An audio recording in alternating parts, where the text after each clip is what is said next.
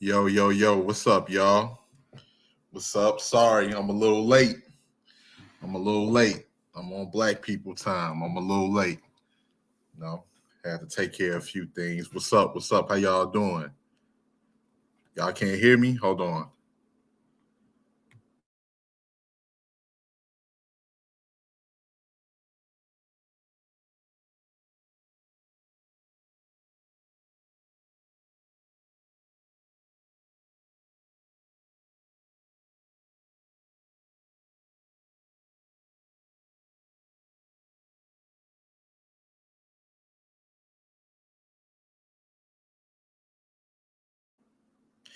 Yeah, y'all can hear me okay, right? I apologize. I'm a little bit on black people's time.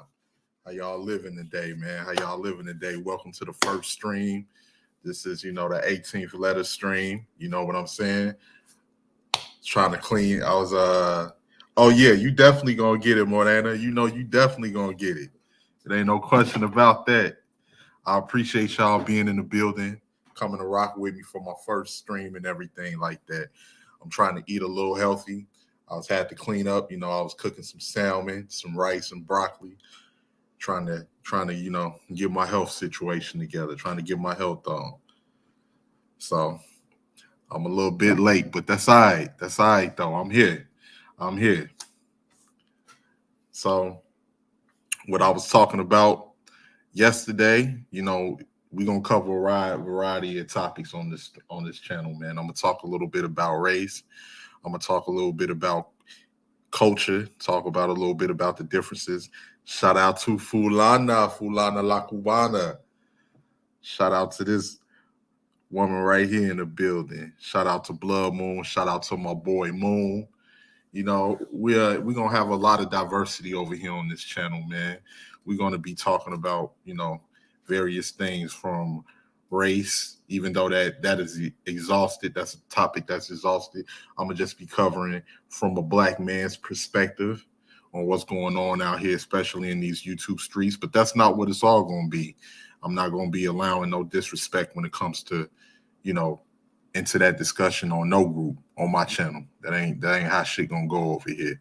But we're gonna be talking about,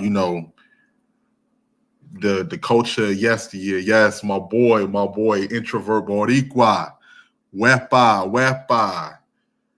Shout out to all my, let me see how well is my Spanish. Shout out to all my Puerto Ricanos in the building today, Today here they celebrating the Puerto Rican Parade Paseo Boricua, Humble Park. Everything that's popping down there. Shout out to all my Dominicanos in the building and my Dominicanas and the Cubanas. Y'all all up in here. So I appreciate y'all coming to kick it with me, man. Coming to kick it with me on my first stream. But besides that, we're gonna talk about thank you, thank you. Oh, snap, Smoothie in the building. We got Smoothie in the building. I appreciate y'all, man. I appreciate y'all coming to rock with me. But we're going to be talking about a lot of things about culture. We're going to be talking about music. We're going to be talking about, what's going on with this younger generation in today's climate versus, how we all grew up. A lot of us, from Generation X to millennials, we grew up in the 70s, 80s and early to mid 90s, and what's going on, today, and how, times have changed, man. We're going to be talking about a lot of that. We're going to be talking about our favorite music, what's some of the music you can vibe with, what's some of the music that you think that, you know, get the ladies drenched a little bit, whether it's old school R&B, whether it's, music of today, or some of your favorite salsa songs or bachata songs or merengue songs that you all might have grown up on and different things like that. So we're gonna be talking a lot about the different things, man. A lot of topics and everything. So I'm gonna just how can I introduce myself for anybody that may know? I'm a young black man, young black American man, born and raised in Chicago, Illinois, South Side to be exact. Grew up most of my upbringing, I had bad times in my upbringing, but it was a lot of good as well.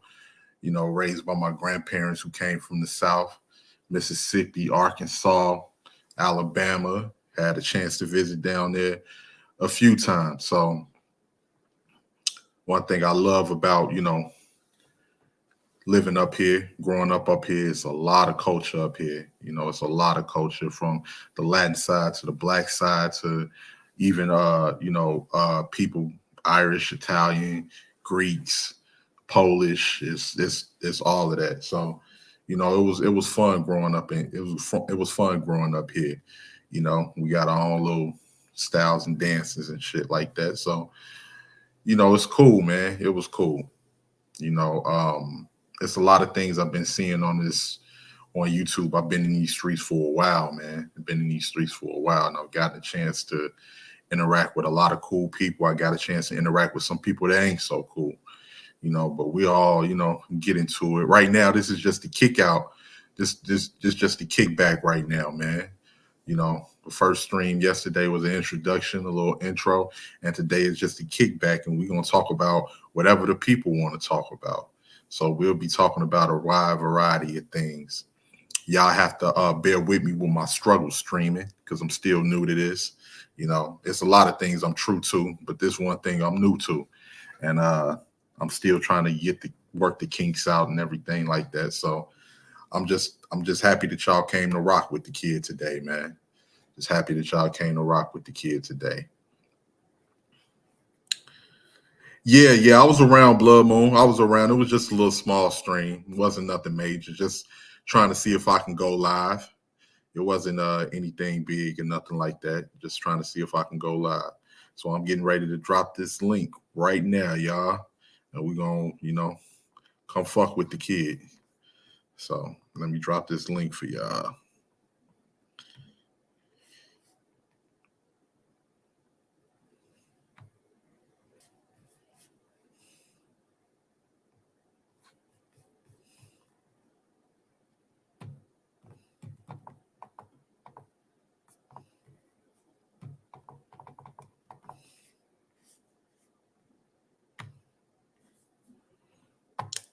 And there we go. The link is right there. So anybody want to come up and come holler at me, come holler at me, I hope y'all been enjoying y'all day today. What y'all do is summer out. It's getting warm. Blood Moon, Smoothie, y'all done put on them little short shorts. Y'all been out there at the parades, kicking it. What y'all been doing, man? What about you, Morana? You been down there in Texas. What you been doing for the summertime as these summer months is coming up? With my boy Moon there. My boy Moon still in the building.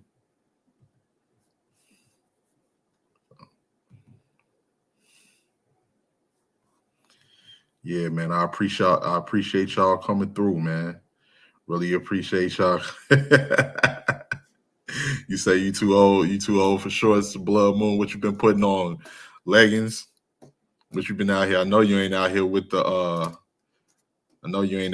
baggy jeans or nothing, girl. It's too hot for that.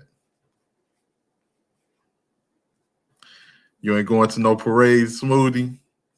Because you right there in Manhattan. You right there in the heart of it. I know them parades in NYC been lit, boy. I know they've been lit. The NYC lit anyway, so.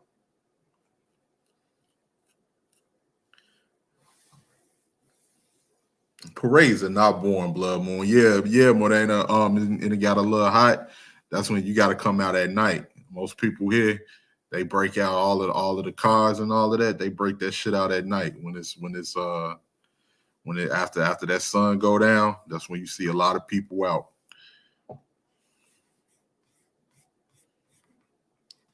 Yeah, the after parties do be cracking, Blood Moon. The after parties do be cracking. So I sent the link out, man, if anybody want to join, if anybody want to come up. But shit, man, what we talk about? What's been going on with all of these school shootings? These school shootings been a motherfucker, man. These school shootings, like between not just school, the mass shootings in general. We had the situation out there I know Blood Moon. Blood Moon, you be the type. As soon as you come up in the party, everybody be like, "Oh man, here she go. Here she go." She's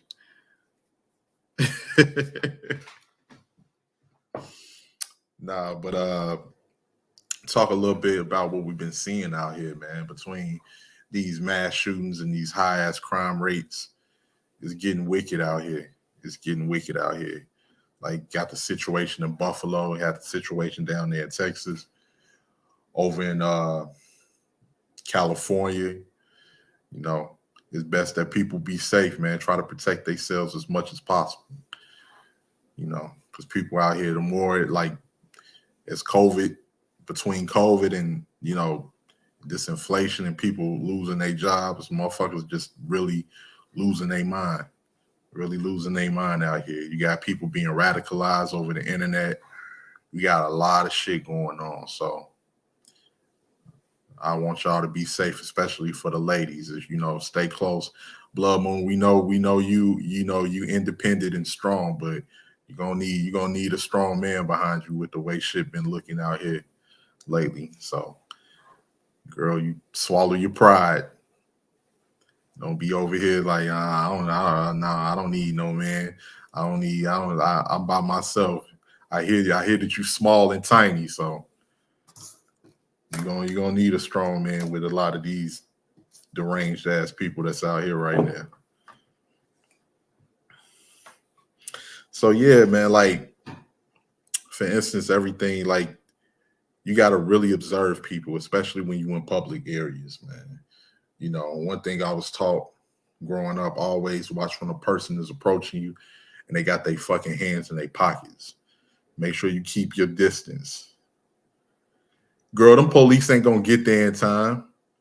Them police is not gonna get there in time, and you know that. By the time the police show up, it's time to clean it up. Police they barely show up on time. I don't know unless you got some unless Washington Heights got their own police.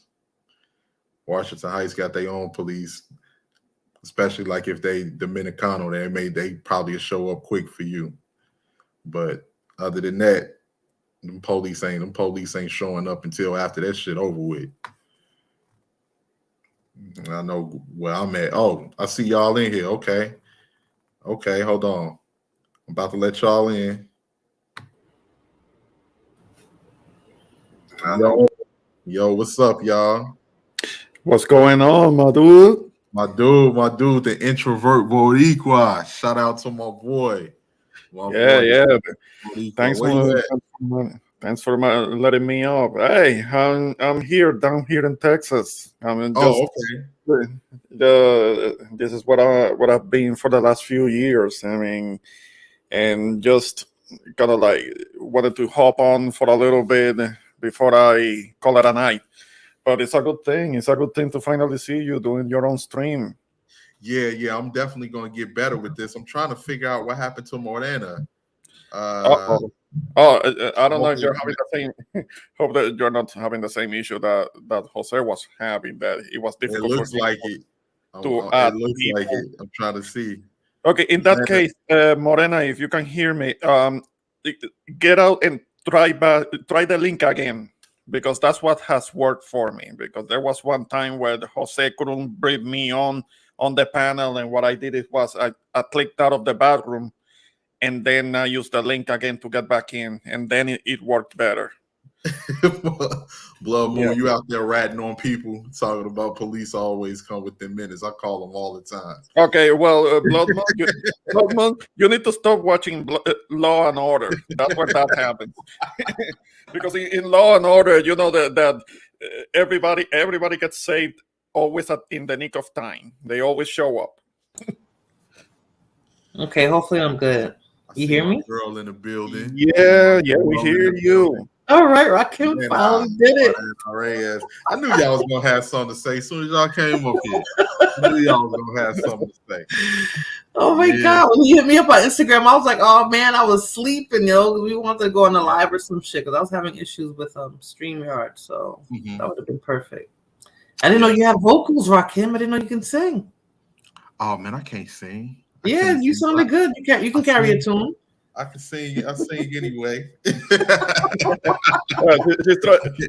trying to get you. She's trying to get you to sing some more so she can clown you. You know. I'm gonna tell y'all. You know, when I got nervous when I sang one time, it was when my grandmother was sick, and she told me to go up there. They had karaoke at the hospital and everything.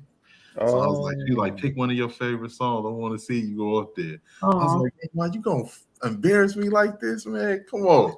So I got up there and I sing. I was like, "Hey, give me Phil Collins in the Air Tonight, man. That's one of my favorites." Wow. I sing that. She loved it. She was like, "That's my song. You know I love that song." Yeah. I remember that one. Interesting choice. In the Air Tonight. Yeah, I remember that one. Yes. Hold on, let me see for Fulana if I can do it. Let me see how did I remember how to go. I can feel it calling in the air tonight. Hold on. I can't sing, Fulana. I can't sing. I hear y'all laughing at me, but it's all good. Nah, that's fine. That's all right. I should have said I'm not trying anything like that. I can barely speak properly because I know that I stutter when I talk and shit. And I hate it. Man, always get up there. If it's karaoke night, Ramon, we're gonna stuttering his nerves. That's his nerve. All right. Yeah. So yeah, guys, I know I've been late. Better late than never. Right. That's good. At least you did do it. There are those that wait. You're right, Blood Moon. Oh, you're right. They wait until the last minute and then they change the whole thing and they don't do it at all and leave people waiting and that's not very nice. Sounds like Ramon's talking about me, huh? Did I do that, Ramon? Oh, well, if the shoe fit. It's not like he was talking about me. Like, wait a minute, that's how Ramon's going live. I'm not live. Well, Morena, I have been waiting for a live stream of yours. It's just that you do a live stream. Un canal también. I mean, we can go to your channel. Well, I mean, I don't go live. We can go to yours. Well, you never show. Oh, well, you might type something in the chat, but you never join the panel. And then join my panel. I mean, you sound like Jose now. You sound like Jose. Well, it's okay. You say that I sound like him, but if it is true, it's not true. Shout out to Smoothie. Oh yes, Smoothie. Wet by. Put your Boricuas flags in the comment section. Lemon wants ratchet. As soon as we get him kicked into the algorithm, we can start the ratchet shit. But Rakim is gonna run his channel like a dictatorship. You know what? I'm like, you know what? I might not run it like it's just certain things I don't. It's just certain things I'm big on, like respect. No, that's fine. That's why you should do it. Like I love respect, man. I ain't with all of that, because I try to speak to people. But you know what? It may get a little ratchet. I am from the ghetto. I grew up in the ghetto, but it might get a little ratchet, but it's gonna be semi-ratchet. I'll put it that way. As long as it doesn't go too crazy and people start arguing and cussing each other out. Everybody's gonna have to get their chance to speak. I want everybody to be able to speak and be able to, voice their opinions on things. And I'm not trying to filter anybody's opinions because I don't want it to be an echo chamber. I want people to be able to come in here, voice their opinions about how they feel about certain things. And since I got, a Latino and a Latina on my live right now, one from New York City and one from the island of Puerto Rico, but both living in Texas. Right? And none of us are Mexican. No. We're not Mexican. We're surrounded by Mexican Americans. Yeah, exactly. Between Caribbean Latinos and South America. Actually, growing up in Chicago, when I would hear the Spanish, you can tell that the Spanish is different from when you would hear it, especially with me coming up around Bodies growing up as a kid. I was here, on the south side is mostly Mexican, but the north side is mostly Boricua. So when I would go, and I was like, yeah, that definitely don't sound like Mexican Spanish. And I was able to understand that as a child. But with both of y'all being from living down there in Texas, between everything that's transpired with this Uvalde shooting, what is you all's take on that, and how important that you think it is for, what do you think should be done? Like, as far as, are you against gun laws? Are you for gun laws? Or, do you think everyone should have the right to defend yourself more than? I know you coming from the Bronx where it's strict, but it's strict with, gun laws, but the Bronx is one of the most dangerous, could be in different areas, some of the most. Yeah, we getting a bad rap. You never been to the Bronx, Rakim. Don't listen to Lord. It's not that bad. It's not that bad. I think Chicago works in the Bronx. Well, I'm going off of reputation. I'm going in the 80s. I saw Grandmaster Flash and the Furious. I think our reputation precedes us. I think it precedes us. But with regards to that, I mean, the trying to control the gun laws here in Texas, I think is going to be moot, right? Because this is a big red state, and they're really big about their gun ownership and their rights with regards to having arms.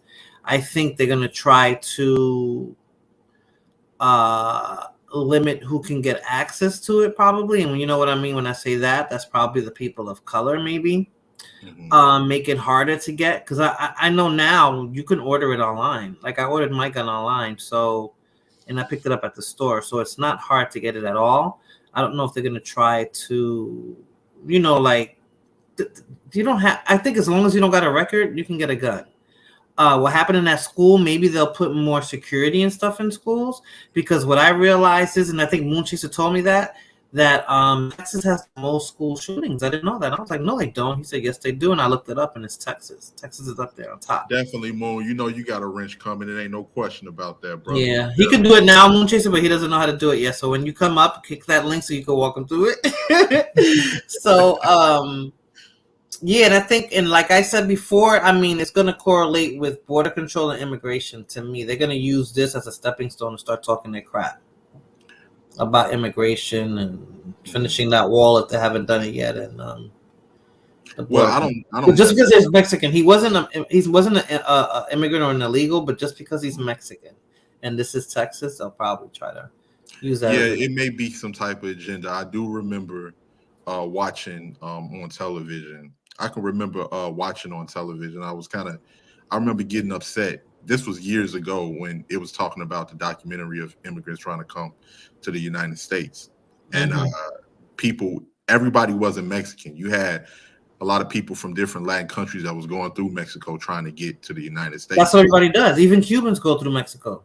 And sometimes they wasn't making it. They wasn't making it because they would get robbed, or people would, lose their stuff along the way, or, they would, even people that was coming from Mexico would try to trust certain people that were of Mexican descent to get them into the United States, but they was being extorted in the process.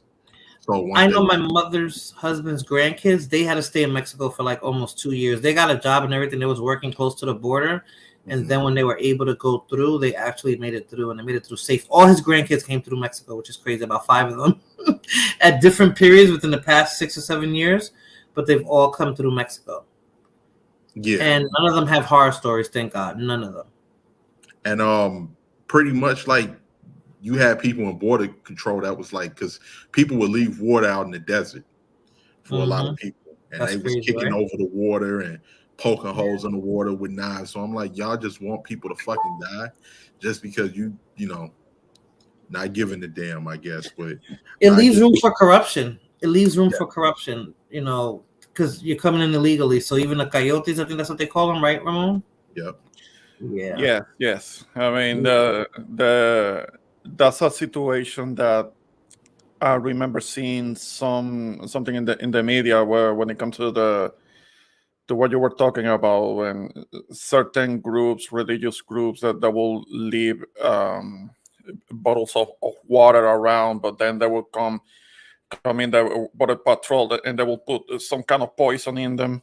I mean, they will leave the bottle, but they will inject some poison into them to make sure that they drink that and probably die from the poison that the water will have. And it's and I remember I saw a video in which there was another caravan that was on its way crossing Mexico, and they were coming from Central America, which is something that does happen.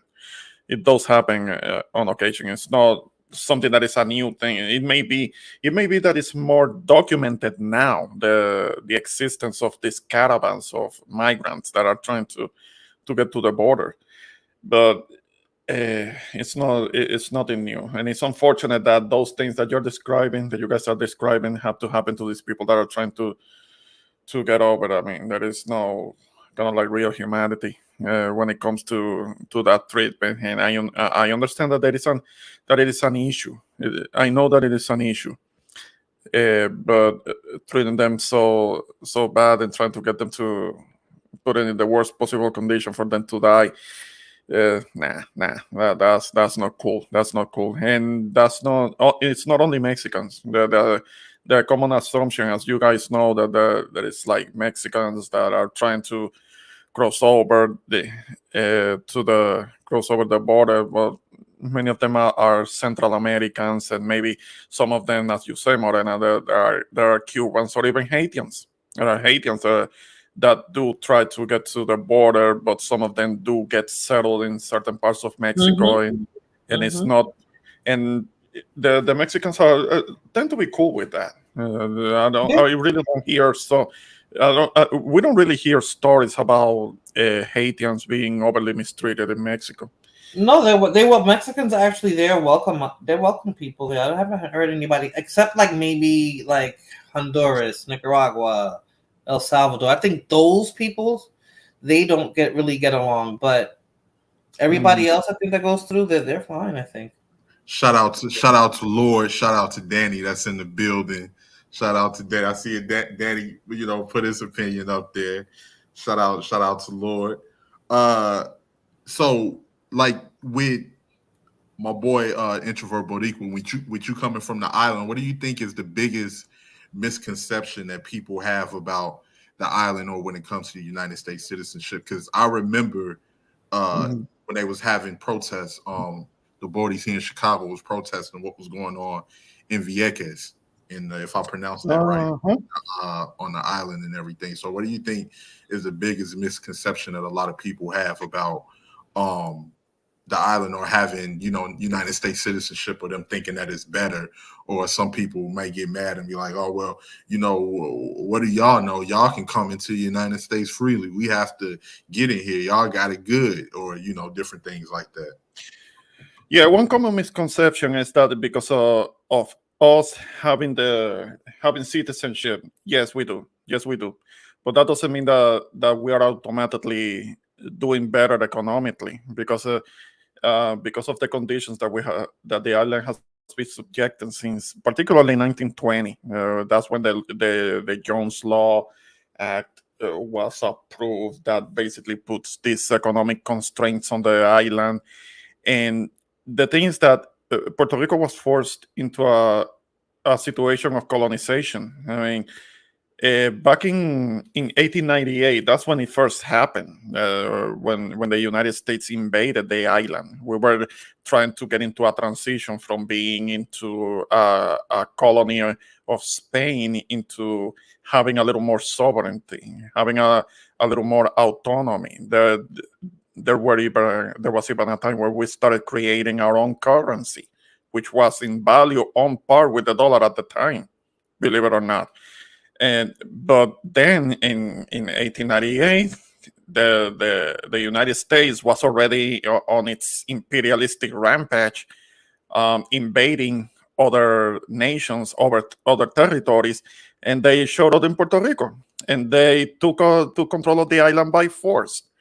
And they were able to stamp out whatever remnants of the Spanish Empire remain on the island, because the Spain was already in retreat.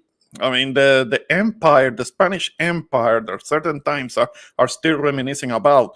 That was already on the decline. That was already on retreat. So by the time the U.S. invaded Puerto Rico, and by the time the U.S. invaded Cuba and the Philippines and Guam, the remnants of the Spanish Empire, there was very little remaining to it. So the United States was very easy for the U.S. to stamp it out, whatever remained. And they took control of Puerto Rico, also Cuba, also the Philippines, and so on. But later on, at least on paper, Cuba was able to regain its somewhat sovereignty, but not really. But because Morena, as you know, they retain a presence in Cuba. They were controlling all industry in Cuba through the decades. Yeah, it used to be the Las Vegas of the Caribbean. Yeah. Havana was called the whorehouse of the United States because they could do gambling there that was not allowed on the mainland.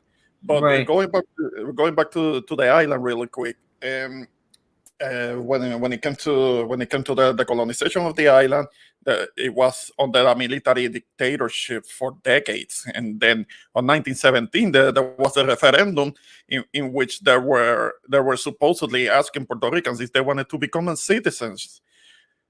It will surprise you to know that Puerto Ricans at that time say no, because they knew what was coming. They knew what was coming behind that. Because if you look at the timeline, it was in 1917 when the United States was starting to participate in the First World War. So why would Congress take time out of a war to grant Puerto Rican citizenship? What do you think was that about? The Puerto Ricans at the time said no, but Congress still granted citizenship to Puerto Rico. They didn't give a shit about what we had to say about that. And sure enough, what happened right after that, Puerto Ricans started getting drafted into the war, because that's what it was about. That's what it was about. So many of North Americans didn't want to get into that because they felt, rightfully so, they felt that conflict that was happening in Europe had nothing to do with the United States. North Americans didn't want any part of that. So what did they do? They granted citizenship to Puerto Ricans and forced my people at the time to get into that war. Right, to use them as sacrificial lamb, pretty much. Yeah, yes. So whether willingly or unwillingly, my people have spilled blood for the United States. Yes, and we have the citizenship. But when it comes to the economy, we're not doing that great because we have constraints. It doesn't help that we are dealing with corrupt politicians that are lining their own pockets with whatever little money we can come across, we can have. And colonization is about exploiting. It's not about helping anything. I mean, the United States is not holding us as a colony out of the kindness of their hearts. No, we didn't get the citizenship out of the kindness of their hearts. There was a motive behind it. And right now, even now, industry from the United States profits greatly from operating on the island. And a lot of people think that we get so much money, we're living so well because we get all these federal grants and things like that. Okay, yes, there are several $1 billion that come into the island every year. Yes, it does. But out of industry, private companies that operate on the island, they profit in the tens of billions of dollars that come out of the island, not going into the island. And because, okay, you can talk about a few Puerto Ricans getting some welfare. It's very little money that goes into welfare in Puerto Rico. I mean, you are only getting like a little over $100, a couple $100 every month or something like that. People cannot live with that. One still has to go out and work. One still has to go out and make a living. And there is also the other misconception about the taxes for the same reasons. That whole thing about not paying federal income taxes to the United States. Okay, on paper that's true. Yes, it's true. It's true. But that whole notion that we don't pay anything out of it is a whole bunch of garbage, because U.S. industries do profit greatly out of the island. Puerto Ricans pay into the Social Security. Federal employees that live on the island do pay into the federal income tax. They have to fill out whatever the 1040, whatever. They do have to pay to pay into that. And there are other ways. There is also the uptake, how everything that is important to the island, because we have to import everything. There is very little that we can do for ourselves. There is a lot of goods that have to be imported into the island, and just about everything costs about 20% more than what it cost in the United States. So, yeah, officially we may not be paying in federal income tax, but without getting the difference in other ways. It's kind of like, for example, here in Texas, true, you don't pay state tax. It's true, you don't pay a state tax. There is the federal tax, and there is the state tax that some other states do have, but Texas doesn't have that. But where do they get the difference for that? Out of high property taxes. Morena knows what I'm talking about. There is a high level of property taxes that have to be paid every year for those that are owners, property owners. The taxes are very high on that. Sure, no the taxes here is the same as New York. It's the same as New York, 8.25. The taxes here is the same as New York, 8.25. Oh, okay. Yeah, so it's pretty high. He's right. The property taxes, food is the same as it is in New York. Now gas is going up. It's almost $5 now. I see. It's reaching the $5 mark. It's like $4.69 right now. So it's getting there. Speaking of gas, do you guys notice driving that your gas burns a lot faster? Hell yeah. Right, and somebody put that on TikTok, and I'm like, yo, something's going on with the gas. Even when I was pumping it, it was like jumping up and down, up and down, up and down. Like they do. I put damn $20 in my damn gas tank and got a quarter. No, but I'm seeing the weight runs down now. A little under a quarter. I was trying to squeeze that pump trigger for every drop. No, this lady said she spent $60. I do that. She spent $60 to fill up her tank, and it went in within a day or so. It was already back down to less than half a tank. She's like, I don't recall it ever. The prices are going up, but not if you fill it up, regardless of how much you spend. But something is going on with the tank. She said she filled it up $93. Yeah, but something's going. I don't know. It's going faster. I wouldn't be surprised if that's a situation that is happening with new cars that have more electronics in them, and something can be hacked into that causes to kind of like more gas or something stays open and it evaporates or something. I mean, that may be on newer cars. I have an older car, so I'm not seeing anything different, but it is costing more to fill up the tank, and I hate it. It costs more, but it's like it's draining fast. Something's going on, something funny. Now, it'll probably come out sooner or later because I don't know how that's working. I was like, is somebody gouging gas out my gas? Because I don't have a lock on it. You know, maybe people are coming around at night and taking gas or something. I don't know. He said, yes, they're putting more than 10%. Okay. I think they said it's what? What's SW? They said something up to 50%. Yeah, Blood Moon. We don't have public transportation. Like, no, there's no public transportation like New York, Blood Moon. I wish. She said she slid her Metro card $2.75. Oh, no, we don't have that. We don't have that. No, but what Lord said makes sense. So they're putting more ethanol. Yeah, so that means that your gas is burning fast. I'm not sure how that works, Lord. Does that mean that I'm sorry if I sound like I'm yelling. Does that mean that the gas is burning faster because of that, Lord? I don't know anything about that. Well, in my case, maybe my gas will be burning a little faster, but it's because in the last few days it's been so hot that I have to keep the air conditioner all the way up. So but he said that they're. According to Lord, they're adding more ethanol. So if they're adding more, it's probably, he said yes. So okay, so that makes it burn faster. So that's what. So why would they do that? Is that a way to like you're watering something down so you'll have more of it? Is that the right concept, Lord? Like they put in more ethanol so they don't have to give you as much gas per gallon or something? Okay, to water it down. I don't know how to see when it comes to burning. I wonder if it's that. God, you got to learn this crap now, because I was noticing it, but I didn't say anything. But this lady mentioned it on another social media platform, and I was like, damn, she's right. I'm like, thank you guys, Moon Chaser and Lord Dare. I'm like, it's burning faster. And I don't really go anywhere because I work from home now, but I drive my son to and from work. And I'm like, dude, like, you might start giving me some money for gas. I'm taking him to work. You know what I'm saying? So it's like you might as well get used to it. But I'm just like, damn. He still works in town. It's not that far from my gas to be. I can put $20 and it's supposed to last a week. I don't go anywhere. Yeah, even if I go in town. Like, told my little nephew last week when I went to go get him, like, get gas, keep getting high, boy. I'm gonna be taking that bike in a minute. I'm gonna be taking your bike. We can't do it here. There's a heat wave here, so you ain't riding no damn bike. You ain't got hell yeah, Danny.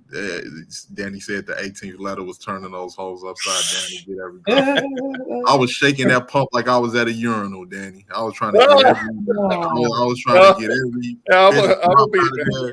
I'll be lifting up the hose when it stops pumping. I'll lift up the hose to make sure that all the remaining gas on the hose drips out the nozzle. Hell yeah! So Danny said ethanol is good for flex fuel engines. What's a flex fuel engine? If I'm not mistaken, flex fuel. I don't know what that means. I need some gas money. I use super. No, and I'm using regular. Like, I don't know. I gotta turn in my lease soon. That's gonna go up because everything is going up. Like everything is. Every time I turn around, especially when I go food shopping, I'm rocking. Everything is going up. Like if I buy turkey bacon, it used to be $2.29. Now it's $3.04. You buy a steak and it used to be like maybe for a couple of pounds you would spend $5 or $6. Now it's $8 or $9. Like it's not even going up like slowly. Yo, 16 ounce of pop today is $2 and something. Yeah, it's like it was just like last year it was just $1 and something. I'm shout out to Sundown. Thanks for being in the building, man. Yeah, I know, man. Look, Christ has returned. Okay, this channel has Christ coming, right? Returned. Christ has returned, and it's everybody's judgment day. That's how. I know it's been a while with this channel, but I wanted to cover what Blood Moon was saying. Rakim is not PR. Why is this topic about PR history? Well, I'm showing love to my boys today, Blood Moon, because today is the PR parade, and I got lots of love. I got lots of love for boys, Dominicanos, and everybody else. And besides, I came through here through Latin Spaces, so I'm showing love today. All right, you got a problem with that, Blood Moon? Just let me know. Let me know. He does. Look, Danny said it runs on regular gas and higher ethanol blends, so that's what that flex fuel thing is. Okay, I'm learning more now. So especially like with crime and everything, because the more and more things, the more and more expensive it becomes. You know, it's jobs are leaving, just like because they create this image that we're going up to $15, but with the way inflation is, you end up right in the same position. So what do y'all think that's going on? How do y'all think? No, I know Blood Moon. I know you just messing with me, girl. I know how you get down on these streams. But what do y'all think is like, especially with guns and everything like that, or I don't know if I should say firearms. Firearms. When it comes to the whole thing about the firearms, maybe Morena knows the process. Down here, it's okay actually. The accessibility to firearms and to be able to have a weapon in where you live. Hold on one second, Ramon. Blood Moon, we're gonna get into some ratchetness in a quick second. You just we're gonna talk about some topics. You just strap on. You just strap your seatbelt on. We're gonna start talking soon. But sorry about that interruption, my boy Ramon. Go back to what you were saying. Now down here, we have talked about it a little bit on a previous live stream when it comes to accessibility to weapons here in Texas, which is something that I can actually appreciate. It's one of the southern states. The southern states are actually very easygoing when it comes to accessibility. I don't know what's going to end up happening now with this mass shooting. What happened in Uvalde?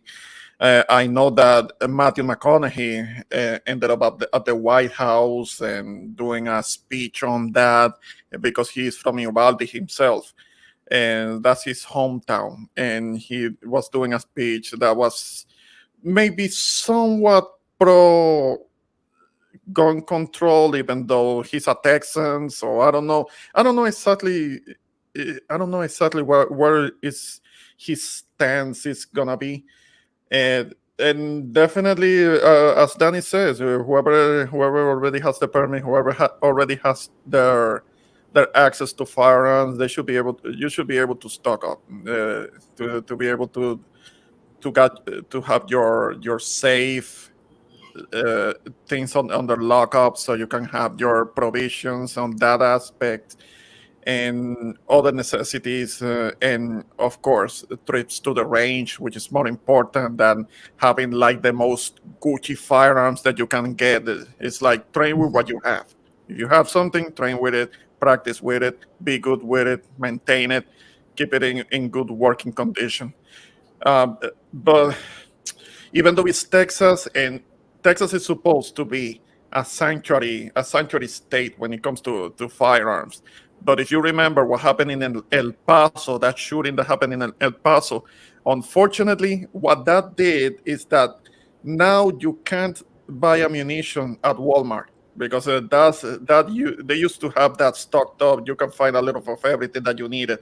Now you may be able to find certain long You range. can go to Academy. It's a same difference. I don't know why they said not Walmart, because he bought it in Walmart. Because you can walk into Academy like you used to do in Walmart, and No, you can do that Oh, at Academy now. At Academy now you can find a more variety of ammunition, and you can get like hunting shotguns and certain pistols. Yes, you can. But for a time at Academy, you couldn't find ammunition. It was very hard to find during the ammunition. during the pandemic, you mean? Because Well, during the pandemic, that was another thing. That was another thing that added to it. But before the pandemic, when it came to be able to find ammunition, you couldn't find that at the Walmarts, and you still can't. Maybe certain 30-06 calibers, large, long distance rounds, you can find a few, but before you could actually find a lot of different calibers, intermediate caliber cartridges, calibers for rifles, like rifles and all. But the shooting at El Paso ended that. Now it's true. It's true that now at Academy you can find different things. I was there yesterday, just yesterday. I was looking for some things, looking for some ammunition, and I was able to find the different calibers. And it's a little more expensive than it used to be, unfortunately, but it's still you can still find most of what you need, depending on unless you have a whole bunch of different calibers that you need to have ammunition for. But well, one can still stock up on ammo. Yes, people should still be able to do that. So I don't know what's going to happen after this whole thing with Uvalde. I don't know if you, Morena, have heard anything. I don't know if you. No, I don't think it's going to impact people who normally have their fire. I don't think it's going to impact the laws, or there's going to be too much of a change. I think it's going to impact immigration and border control. Yeah, the whole thing with immigration. I know about the whole thing with the what Radical was talking about in his live stream. Well, I'm in North Texas, so I'm far away from that imaginary border, the enforcement border. I'm far away from that, and I'm not close to it either. But I know they're going to use it to you know, and probably harass more Latinos and stuff. So. Yeah, because I do come across many that you can tell that are immigrants. A lot of people that do construction work, and they work on the roads, fixing up the roads. There is constant work. And most of those are illegal. They're not all legal. Most of those, they don't speak English and they're illegal. Yeah.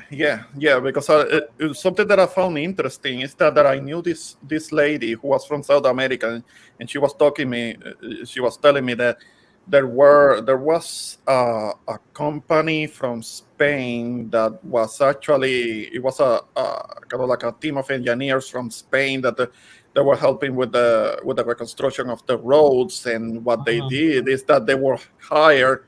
That company will hire Puerto Rican engineers that were bilingual, and those engineers were the ones that will talk to the workers that didn't speak English. And that's kind of like, because they were kind of like the intermediates with the government officials here in North Texas, in the Dallas area. And there were many, yes, many of those workers don't speak English, and they allow them to operate as long as they meet certain requirements. It's like a tax preparer that I knew, and she was telling me that there were many people that came to her that had their business, but they were not even legal in the country, but they were allowed to operate. They were allowed to have a tax ID. They were allowed to have a business. I mean, apparently there were certain concessions that were doing with the people that were undocumented to allow them to operate as long as they were not doing anything that wasn't allowed, that was illegal. I guess because of that, there were no. You don't see ICE so much around here. You will think that the ICE will be all over the place, rounding up people, but not really. Not really. I don't see them. Because that's what I was talking to Rakim earlier. This is what I was saying. As long as there's a demand for cheap labor, this crossing the borders and having illegals is going to keep happening because they want to pay as the least amount that they can pay for their employees. Yeah. So there's a demand for that. That's why they're willing to go through all that. And they don't have to worry about them getting hurt on the job. They're not going to go to the hospital. They don't have to pay any insurance to these people. They're not in a union. So absolutely. Yeah. And that's and it's just like with this type of situation that's going on, because I remember it was a situation up here where it was a Mexican woman who she was in Humboldt Park and she was hiding in the church. This happened about 5 years ago. She was trying to escape deportation, and they couldn't go in the church and get her. And there was a lot of Boricuas and Mexicans that was protesting against that situation and everything. But I wanted to say shout out to Tina. Thank you, Tina, for coming through the building and everything. You know, you the most popular out of us all, so thank you for coming through. You know, I know you humble and modest, but you know you got them 10,000 subscribers over there, so got to give you your props. Yeah, that's why she won't join your stream. Watch. But also watch, you won't see her on your stream. You'll see. Yeah. Also, we got my YouTube dad on here. Shout out to my YouTube dad, Jose Negron. And I'll just touch on this and we'll get into a little bit of ratchetness. When it comes to gun control, I'm definitely not a supporter of gun control because we're in the situation, especially me being a Black American. I don't even know how people can be an advocate for that due to the fact that we're an ex-slave population, because people always have it in their mindset just because something happened in the past. If people had the instinct to do that back then, people will definitely do it again in the future if need be. Don't ever think that just because something happened in the past that it can't happen again. I remember having conversations with friends of mine about this. I'm like, if they said for all of us to report to slave quarters, we're going back into slavery today, what the fuck would you do? You wouldn't be able to do nothing because you don't own anything. You ain't got nothing. So if they started marching down the blocks with their Confederate flags and AR-15s, you would just be, as my grandfather would say, out there with nothing but your ass, because you ain't got nothing to defend yourself with. And pretty much, you know, in that type of situation, you know, you're dealing with, you know, a lot of criminal activity, because the more and more people feel desperate, the more crime is going to, you know, pick up. And I think I told you guys this story. It was like, you know, I was over in Chicago Heights one day. And Chicago Heights is a real grimy suburb of Chicago. And you know, I'm not from Chicago Heights, I'm from the city. So I'm riding through there trying to get some food.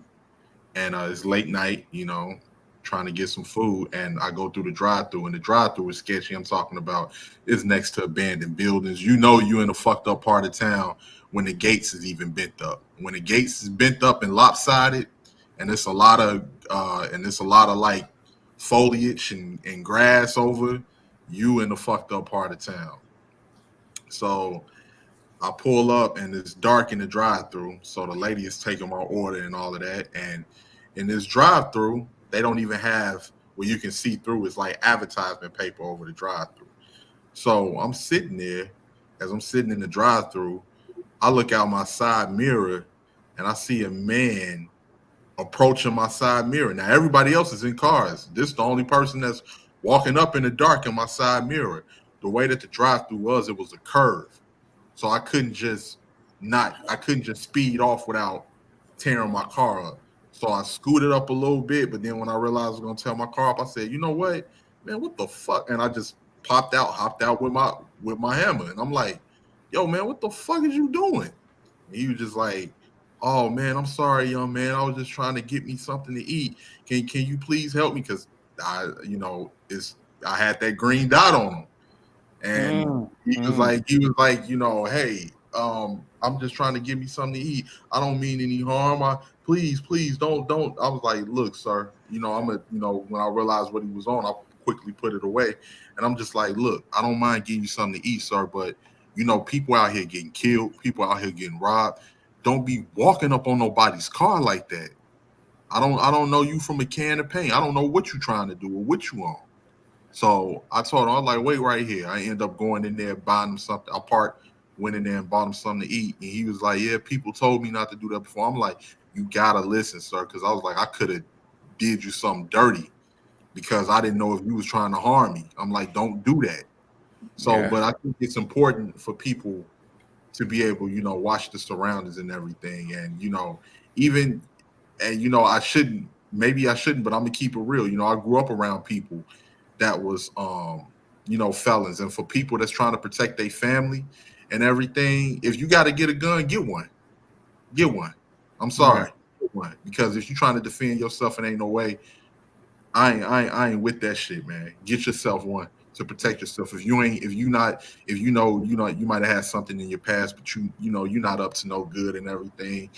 Go get one to handle yourself, because people out here is losing their minds. And for the people that try to make this argument of, oh, well, if we take guns away, then that'll change. No, it's not going to change anything. People are just going to start using knives more, just like the UK.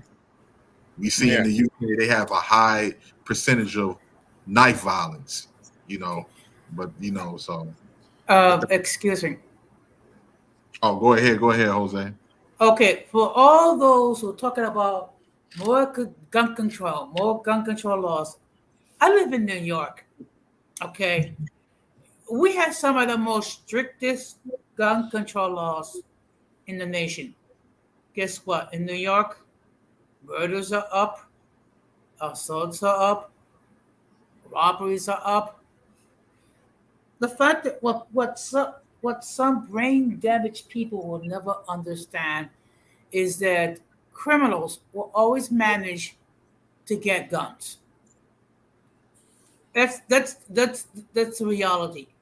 What you need to do is you need to prosecute all these people or all these doing all these shootings, put them in jail.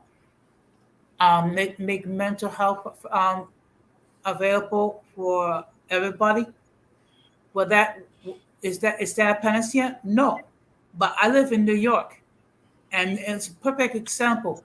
You cannot continue. You cannot have 20 billion different types of gun control laws.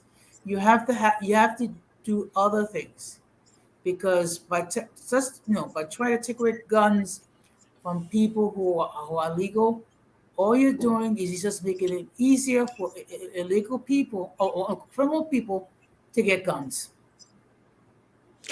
Yeah, because there is going to be a black market.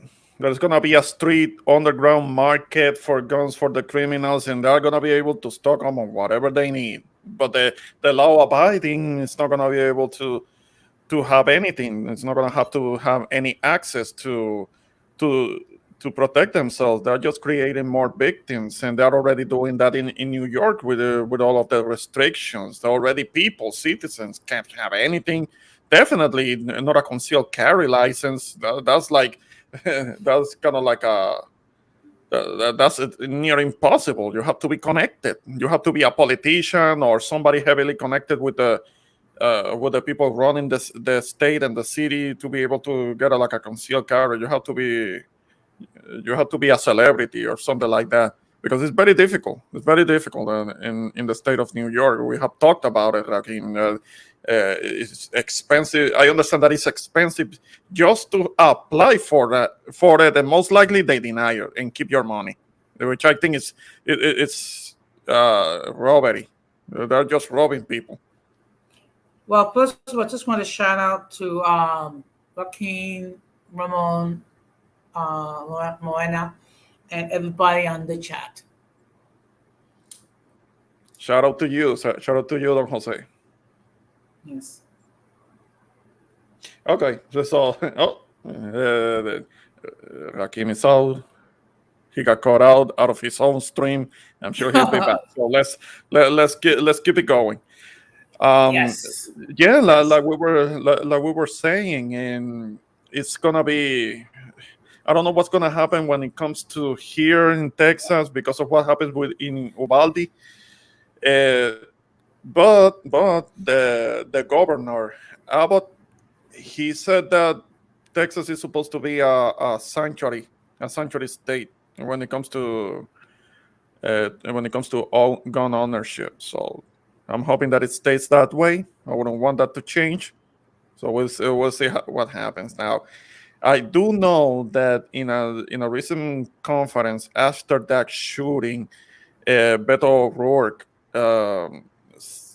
crashed. He kind of crashed a press conference that Abbott was doing, and kind of like demanding change, certain gun control things. I mean, he got escorted out because I know that most people don't really like him outside of El Paso, and so he's not really taken seriously because he's overly left when it comes to confiscation, wanting to take people's the whole thing about the AR-15, the demonization of the AR-15. Even though we know if one takes a little time to look at the data, look at the information, most of the time when it comes to shootings, it's not with an AR-15. It's just it symbolizes something because it's the most popular rifle in the United States. But they're attacking a symbol. They're not attacking a real problem. No, they're just dealing with the symptoms. Yeah. Absolutely. And I'll say this, and we're gonna go on to the next topic. Wait, shout out to Rod Swells, man. Shout out to Rod Swells, man. I'm doing all right, brother. What you doing, man? How you doing over there? Like, I just wanted to say, like, of course, me and my boy, the introvert Boricua, is on the same page when it comes to that, and I think, and of course, Morena as well, and I think that everybody should be able to own their firearms. It's more guns in this nation than people. There's more guns in this nation than people, and it's been like that. And of course, we know certain groups of people have always had access to guns, and when we, like, a lot of the times, certain people within that group, when they feel deprived or they feel like something is being taken from them or they're losing something, that, especially when you add being broke to that, or you add not having much anything to that, then that entitles people to go onto a rampage and take out people that may look like me, that may look like you, and we've seen this happen time and time again. So I don't think nobody should be giving up their guns. I think everybody need to be strapped up, armed, and be prepared to defend themselves anytime that they walk out the door, because we got families to protect, we got close ones to protect, and that's what it is, man. That's what it is. So I'm gonna get into a little ratchetness. We're gonna get into a little ratchetness for Blood Moon. Let's talk about it. You mean like anything Like anything like in my stream tonight or more retro? Nah. Now let's talk about Lori Harvey and Michael B. Jordan. Let's talk about that because that's been making waves across the Man, internet. I'm hearing about it everywhere. Poor guy, poor guy. Because the thing with Lori Harvey, I don't really know much about her, but I see that she's being praised because she chose not to make a commitment with the guy, and you have to look at who her mother is. You really have to take a close look at who her mother is. She doesn't have the best reputation. She's somebody who is supposedly a reformed 304. I'll say it anywhere, my bad. And Steve Harvey is a big simp for that because if you look into her, she was associated with street guys, and Lori Harvey herself is not Steve Harvey's seed. She's not his seed. I mean, she's the stepdad. He's the stepdad. So. Right. And still the upbringing that they gave this girl, I mean, she may not seem so bad and so on, but she's already been associated with several different guys. So she's right in the rooster carousel. We know that. We know that she's trying. I don't know if she's competing with Jennifer Lopez or something, but she's right in the rooster carousel, and she's only 25, and she's already been linked to several different guys, and she's I don't know, I don't know who told her that that's a good thing. I don't know who told her that that's gonna be good for her reputation. I mean, she likes to socialize and be involved with guys and all of that. At least she could keep it quiet, but everybody knows about it. Everybody knows, and I don't know who the hell is praising her, who is encouraging her to keep doing like that. But it seems that she turned out who seems to be a good dude, who should have been like a good fit for her, and maybe making some kind of a commitment and kind of like get it together for getting it together for herself and do better than what she's doing right now. But now she seems to want to be for the streets, as they commonly say. Yeah, I would say I think she's trying to be the Black Kim Kardashian, man. You know, I mean, like Michael, you know, you should have used some of that Killmonger instinct, brother, because I'm not trying to date a chick or take a chick serious. You know Diddy, and you know his son. I'm not trying to be a laughing stock about that. Yeah, but remember, this is somebody who dated a son and a father. I mean, exactly. What does that tell you? I mean, about her. I mean, that's going to be a story to tell the grandkids at the barbecue. You know, man, me and my dad both tag teamed it. Are you saying that she had sexual encounters with a couple of people? Oh, she had sexual encounters with numerous of people. You know, from Future to Diddy to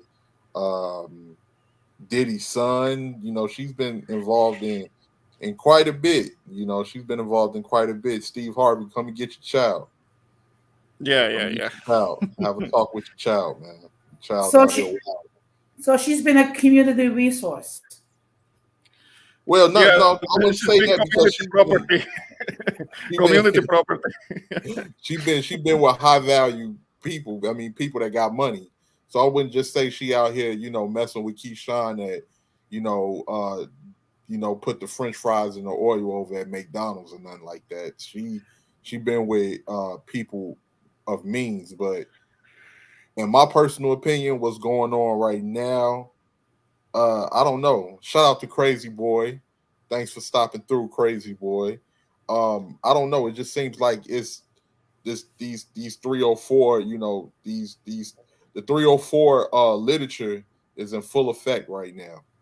Like in my personal opinion, it just seems like it's in full effect. It's the, you know, it's the 304 Bible is being, you know, recited. Guys, just remember, all lives matter. I mean, like you know, with that situation, then you got Diddy. Diddy's out here dating what's her name? One of the Miami. city girls. Yeah, One of one of the the city city girls. girls right now. Like, dude. I mean, come on. What the hell is he doing? He's dating. But He's dating this for the streets women that can be his daughter, young enough to be his exactly. daughter. Like, what is he? What is he trying to prove? Like, what is? Okay, he can date somebody much younger, but at least pick better, dude. I mean, he's with a city girl. This is, You know what? I'm not trying to like. I think I saw somewhere where it said she was like 15 in the 8th grade or something. I was like, you know what?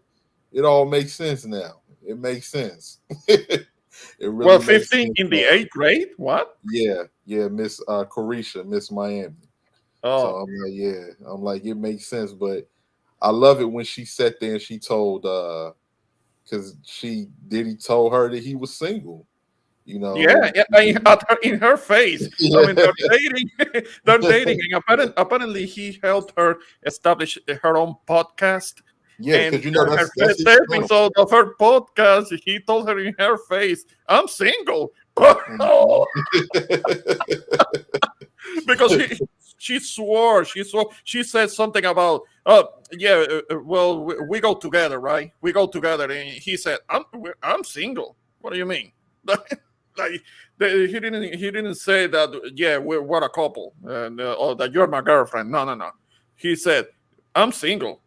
He said it straight to her face, like, "Oof, oof, Yeah, embarrassing, that was absolutely. Like, embarrassing." and for you know, then she got on and tried to clear it up, saying, "Oh well, you know, everybody don't want this and everybody don't want that." Girl, quit lying. You want to be. You want to Yeah, be. she wanted. Yeah, she wanted. Yeah, she wanted. He got embarrassed. You just know he don't want it because he told Yeah, you he don't want it. And other than that, if he was going, you would be down. You'll be sticking your hand out for that ring in a heartbeat. Quit playing. yeah. So, but yeah, like a lot of this 304 stuff, man, that's being promoted out here. I mean, I guess because Lord said, and Lord, man, you better not be coming for the Dominicans, man. You better not be coming for no Dominicans coming up in here to catch wreck and kick up dust. But Lord said Young Miami is winning. How so, Lord? Well, I guess so. But the biggest thing is that when other girls see her as an example, especially these young girls coming up, and they think they can do the same thing, and a lot of them are not going to be able to do the same thing. Half of them don't even know what circles to go meet these men that they think that they're going to chase a bag with. Okay, the whole high value thing, they think that they're gonna get. That's why it's important for good parenting to be present, because okay, there is the media that is pushing certain images, kind of the carelessness, recklessness, but it could be balanced with good parenting. But if the media is pushing something through children's eyes, but they're not getting any much better at home with their parent or parents, then it's like this. It's gonna end up badly for these kids. These kids don't have a chance. They don't have a chance because they're gonna end up seeing that as the norm. All that 304 behavior and all That that is their norm. That's what's out there. All they got to do is be a little bit cute, start a page on Instagram, and they're in. They don't gotta go. They don't. People don't go out and meet anymore. Ramon, this generation they do everything online. So that's why they built a fan base and people. Yeah, it should go back a little bit more to that when people actually had to meet face to face and hang out face to face. That's still it won't. We have so many platforms now, Jose, where you don't have to actually go out and meet anybody unless you really want to. You can build something online way before you actually meet that person, and by that time, you know, you have I don't know how many people. No, but online is basically about hooking up. It's nothing serious. You're not meeting anybody for long. But you're talking about the 304s and stuff. They start a little fan. What do you call those Instagram pages though? OnlyFans. Yes, OnlyFans. I mean, how many girls and guys and you know They start OnlyFans pages and they do all this crap. So, but they've been complaining about that lately because a Who's lot of that been- money is drying up due to this inflation. A Ah, lot of Yeah, dudes they're taking a hit in the pockets because they're not making as much as they used to. There are a few exceptions of those that could make hundreds of thousands of dollars. There are some that can do that, but most they'll find people- another gimmick. They'll find another gimmick. There's always a gimmick. Look at that. What's the name of that girl? That she made it big by BS. What's the little white girl's name? She was on Phil. No, not Phil Donahue.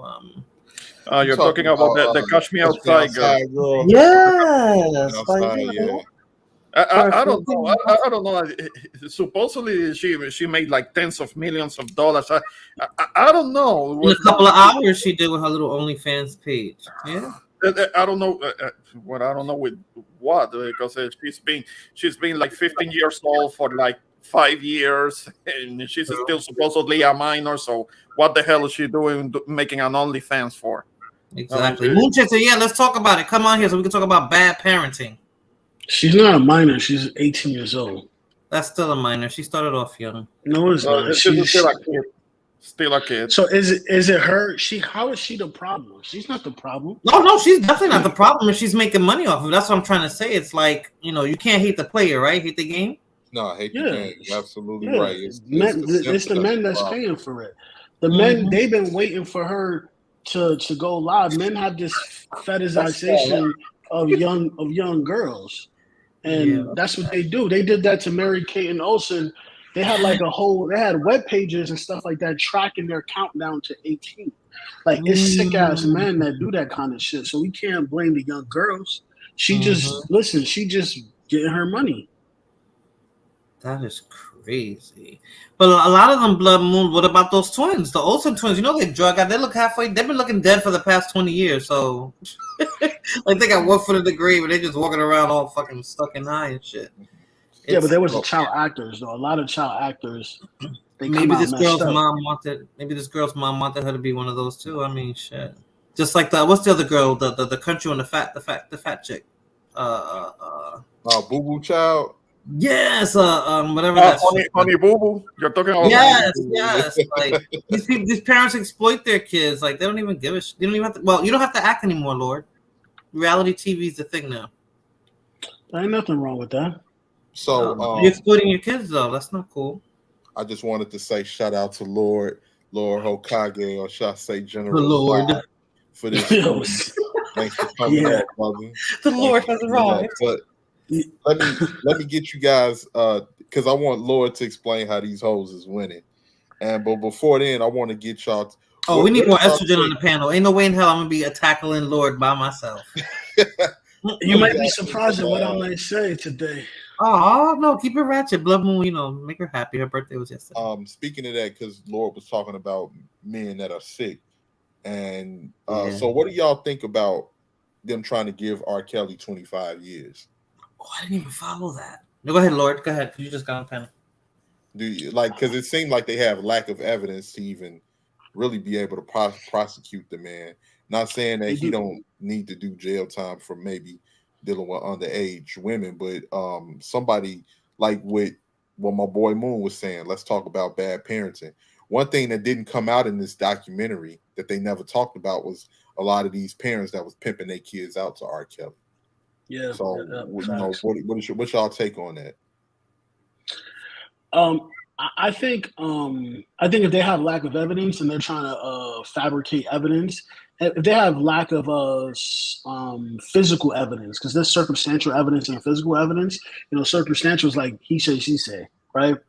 Physical evidence is actually like proof of the crime, right? Like a DNA or something like that. I think if they have physical evidence, he should be convicted.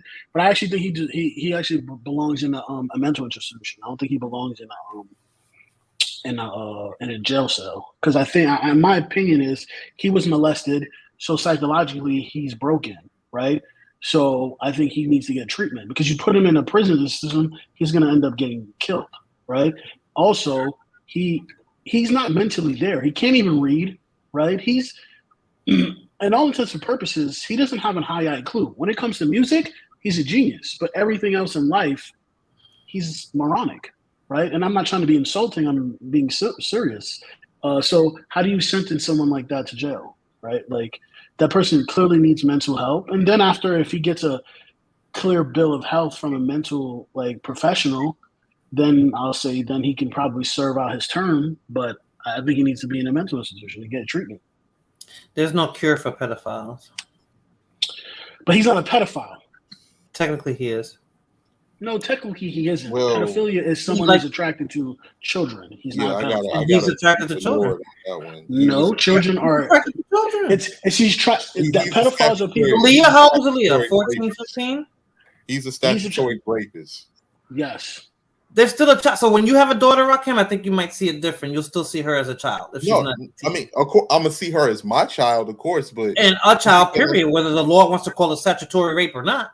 But if it's an adult, I'm gonna still see it as my child because that's my child. No, but it's not an adult. It's consenting. A child, the adult is the one convincing the child or taking advantage of the child. But dealing with the 15-year-old is not the same as a person trying to do something with 6, 7. A grown ass man who's 30 with a 15-year-old. You don't think? I agree. I'm just saying it's a degree of levels to it. Yes. No, there isn't. No, there isn't. No, there is. That's why there's this actual. Men always see it that way. That penetration is still the same. You're just traumatizing maybe more to a child who has no clue about sex than somebody who does, and the man is just taking advantage of her. But she's still. First of all, I've been through this as someone who's younger dealing with an adult, right? So let's not go there as in men. Plenty of men. It's true. You guys still don't see it. Them. Look at what the women are saying. It's not true. It's not true. Look at what the women are saying. You know what I find funny? When Kevin Gates talks about he was molested, people laugh, right? When Charlamagne the God talked about some women forced him to eat her out, people chuckle. No one is like, let's go arrest these women. Who are these women? But the moment a woman says, yo, when I was 14, 15, this older guy touched me, everybody wants to kick in the door and arrest this guy. They don't even know the opposite side of the story. I'm saying right now, my only point is legally he is not a pedophile because that is not the term. Pedophilia is not the actual clinical term for him. Pedophiles is individuals who are attracted to prepubescent children. That's okay, so from 15 to 13, maybe from 15 to 12, there's a difference between those 3 years? That's a difference to you? No, I'm just talking about the legal term. I'm not talking about the morality of it. I'm talking about the morality because the legal system never works for us, right? Or it never works the way it's intended to work. And you're right about the boys getting molested. I feel the same way for the boys. If he's 15 and there's a 30-year-old woman grooming him and trying to get him to have sex, that's just as bad as if it was a girl and a man. I mean, I'm not gonna sugarcoat that. And I wasn't one of the ones laughing. I mean, I have a son, Lord, so I would, if a woman tried to take advantage of my son when he was that age, yeah, I'd have a problem with it, and she'd have a problem with me, for sure. Yeah, unfortunately, society doesn't see those two situations the same. Well, you're right, but I'm not saying that is because I'm not saying that. But Lord is right. That is how society sees it. But again, okay, so then society sees it and it's okay, right?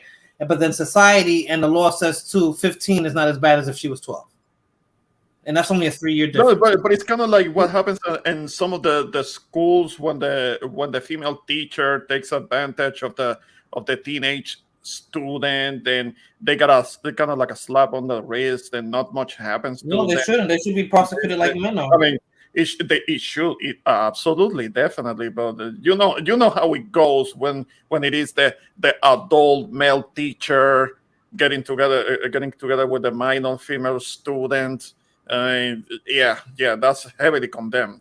You know that. Even when they report it in the news, that when a man is over age and has a teacher who sleeps with a student who's underage, they report it as rape. When it's a female teacher having sex with an underage male student, they said they had a sexual relationship. Right? This is how they report it in the news. It's reported differently. The charges are differently, right? It's very, very, very, very skewed, one-sided. But back to the R. Kelly situation, I think he needs mental health, right? I don't really think he's of sound mind and body. This nigga's in jail singing fucking his latest hits. You know what I'm saying? I saw that. R. Kelly video on YouTube. I can't find a video of R. Kelly. I understand that he's in jail getting beat up. I mean, he's trying to get out. Yeah, he did to get some kind of reduction or some kind of a transfer or something, because apparently he's getting assaulted. Yes, he did get stabbed. I believe he got stabbed by a Latin King in jail. After he we know that people that are in jail for things such as rape or child molestation or different things like that, if you're in prison for those types of things, you're going to be everybody's punching bag. They're going to be targeted. Those are the worst things you can be in prison. Like, that's why you have a lot of people. A lot of the time they got to put those people in population, because the first thing you do when you touch that yard, people want to see your paperwork, what they call a dirty charge. Let me see. Oh, I don't have no paperwork. All right, well, don't come out on the yard till you get it. And he's only in. Yeah, sorry, my bad. No, I was just gonna say that's all. That's all I was gonna say about that. I would say he's only in jail because he's broke. Yeah, his handlers had no more use for him, and once they had no more use for him, and the money dried up, then that's how much money R. Kelly makes probably annually, based off of royalties. He wrote so many songs for other people, right, and produced so many songs for other people. He has probably writing credits for not even his own work. I'm talking about Aaliyah's pretty much her whole first album, right? Yep. Keisha Cole's first album, right? So many other artists, hit songs he wrote records for. Yeah, it's he has a writing credits for like 1,000 songs or so. So the catalog is considerable. It's just that apparently he doesn't own most of it when it comes to the business and publishing rights and all of that. What actually makes money from music, apparently he doesn't own much of it. So that has ended up leaving him broke anyway, which is unfortunate. But he has to face the consequences of his actions. And I do agree that he needs help. The guy needs help, because it is my understanding, as we all know, that he might have been molested when he was a kid, and a lot of those behaviors do get passed on. I mean, they get repeated. It's kind of like a cycle. So I do believe that the guy does need help, but I also understand that he's getting abused, and I don't know what's going to happen. I don't know if he's going to be surviving much longer in that situation. Like the perfect example of that, we all, if everybody, I know everybody's seen the movie Antoine Fisher, and if anybody remember the scene where one of the guys that was in the military, was telling him, all of these women in here, and you don't want to talk to any of these women or whatever. And he called them, we know he called them the F word. And he got into a fight with that dude, and they end up fighting, But one of the reasons why, that transpired, because he was psychologically messed up from being, touched as a child by an older woman that was, one of his foster family members, and that happens to boys more often than people like to speak upon. Nigga, what his foster mom used to call him, nigga. Like, he even called him. Yeah, she used to call him nigga. Yeah, that was a true story. She called them all. Yeah, she called them all nigga, and they could tell by whichever way she said nigga who she was calling.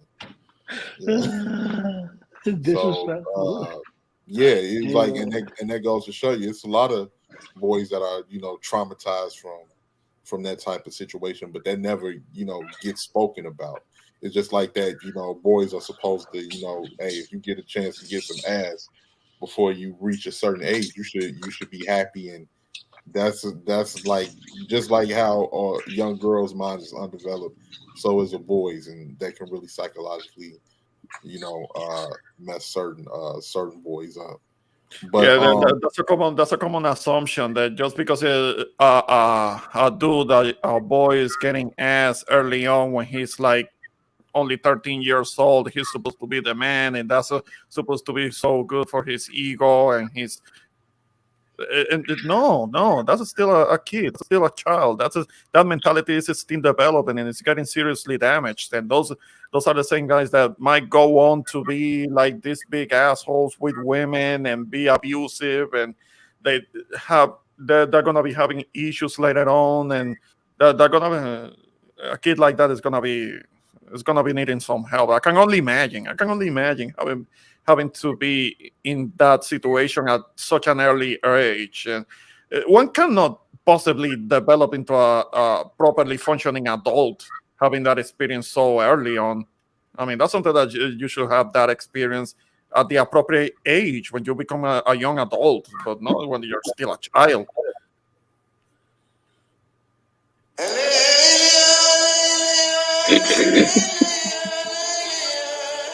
Bertha Boss, what's going on, man? Oh my God, Danny,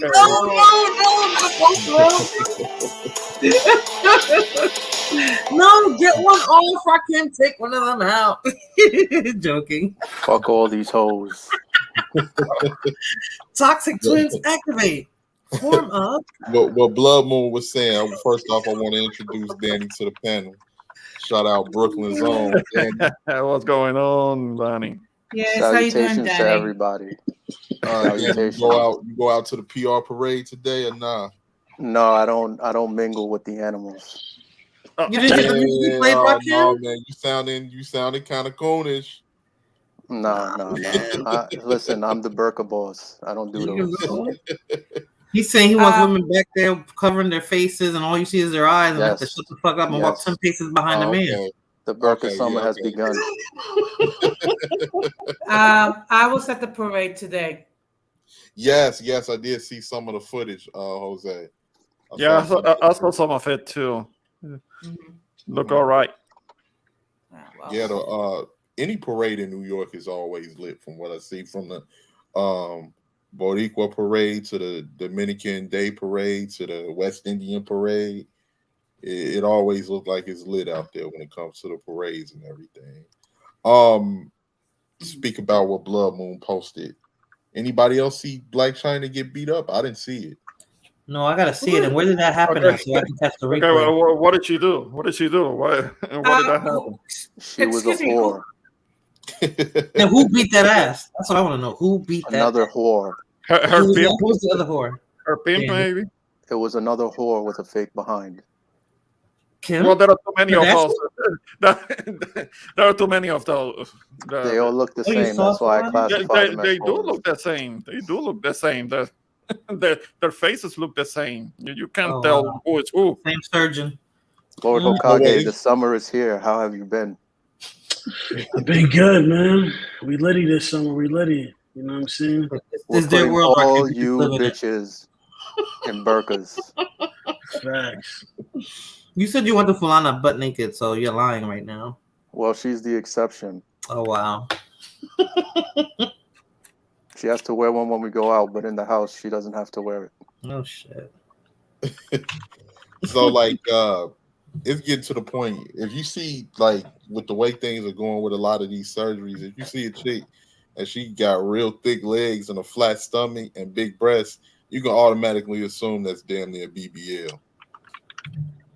No, the thing is that if they have like a really big ass, but the legs look like two broomsticks, I mean that shit doesn't match. I mean that's classify her as a whore. She still classified as a whore. Really look fake as hell. And she gets an automatic burqa. Automatic burqa. Like, so, and it's been a lot of women that's been dying behind these surgeries, man. Like, there is always a risk. There is always a risk getting those. Even if somebody gets them here in the States, there is still a risk. Because not everybody surgery. Yeah, but you have it's something that involves implants. And there is an additional factor to it because many times the body rejects the implants, and that can cause the immune system to actually attack the good organs. And people. But the risk of that happening here, Ramon, is less than overseas. That means that you weren't fit for survival.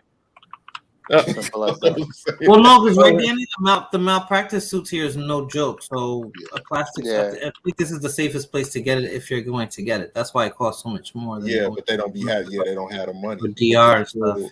Well, they have the money. They just want to cut corners, and when you're doing something like that, like Ramon just said, that it can reject it. Your body can reject it. So, do you want to risk that in a foreign country? Like, you want to be here where they can treat you right away if that happens, and the doctor's going to tell you exactly. They'll be less inclined to take your money like that, just to take your money like they would overseas. Because overseas, there's no repercussions for them really if something happens. It's better to get it done in a first world country, to be honest with you. Yeah. Any type of surgery that specialize in it, like the Philippines is really good. And Thailand, I heard, is also really good. For what? For surgery. I know the medical system in Thailand is really good because I got sick in Thailand, and man, it was like A1 service. It was amazing. Yeah. Certain places in India, places in India you could go to. You see, certain places you lose an organ. No. They got like really top-notch hospitals because a lot of those Indian doctors are like really, really smart, especially the surgeons. They come here. They know their shit. Yeah. So it's just certain hospitals. Right. Where you could get surgery done and you'll be all right. I hear you, Lord. Yeah, because I seen an article online where it was this chick.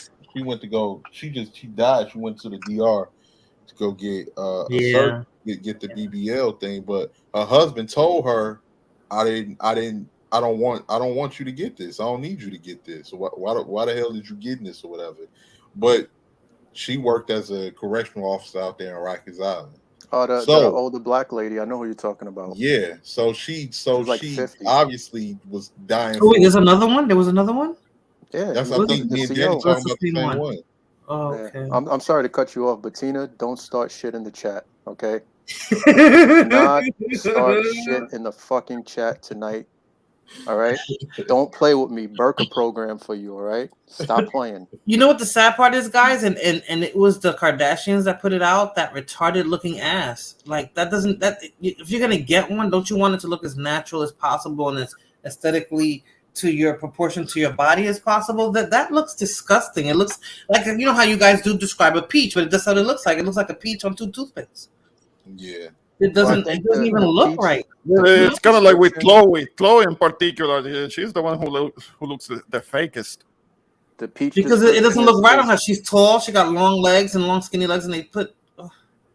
Her ass looks square. Like, nobody believes it. Nobody believes that. We don't want a peach shape. The peaches, because peaches are juicy. It's a juicy fruit. Right. That's what the comparison comes from. But yeah, these broads are stupid. Like. They're stupid. The Kardashians are whores also. And he doesn't really like why. Yeah, these women are so self-conscious and insecure when all they need to do is start eating more leafy green vegetables, drink more water, and do squats. That's it? Yeah. You get a Planet Fitness membership for $10 a month, and 6 to 8 months later, you can have an amazing ass. But what do I know? Eat right and work out. Yeah. But it's like all the doctors are doing the same surgery, and I'd be like, if I paid for all that ass, I don't. Nicki Minaj did it too with the exaggerated huge. She started it. She was before the Kardashians. She's another. To be honest, yeah, and that's ridiculous. And then K. Michelle when it got hers, and I think hers busted somewhere. Like that's stupid. She was going through it. She was going through it. You can even be a woman who doesn't really have an ass, and you can build muscle. You can build because the glute is a muscle, right? Right. You can build that, and in 6 to 8 months you can have an amazing ass. She said I ate a piece of lettuce and walked to work, and my ass is still sagging. She's stupid. But you talking about K. Michelle? Yeah, she went through it, and then she went and she did her face so she could look racially ambiguous. Like she got one of those kind of surgery, so she's just all effed up in the head. Like ain't nothing wrong with that. Yeah, there's something wrong with that. Yeah, there's a whole look. It's not wrong with that. A little Kim without the skin lightening. Listen, that's queen whore, but.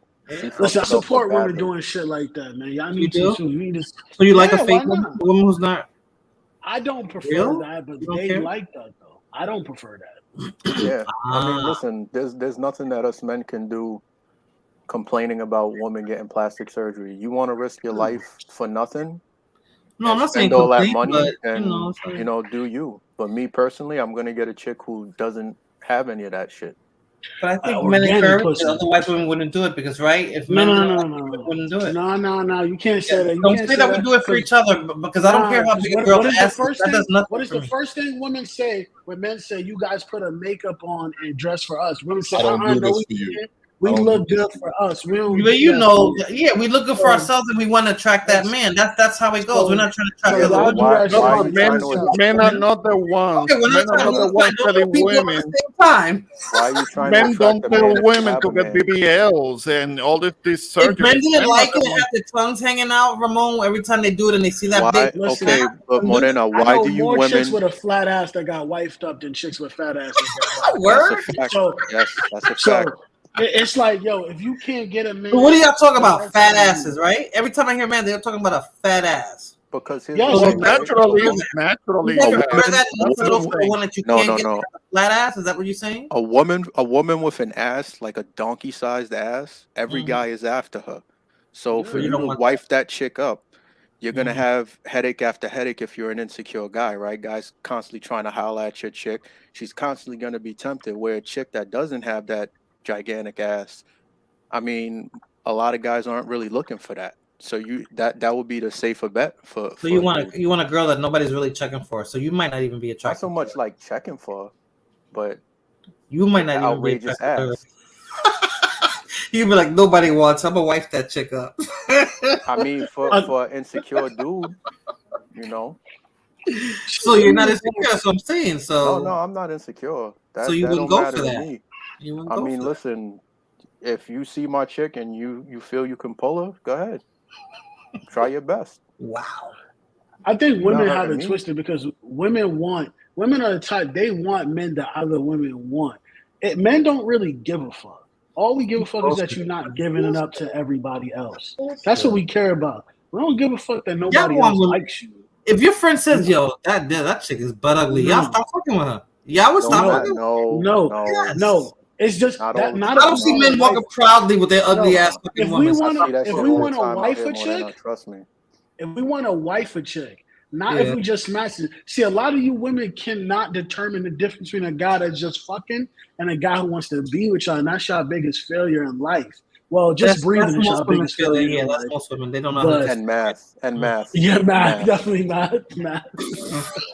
Like some of them do math by counting their baby daddies. Like, you know what I'm saying?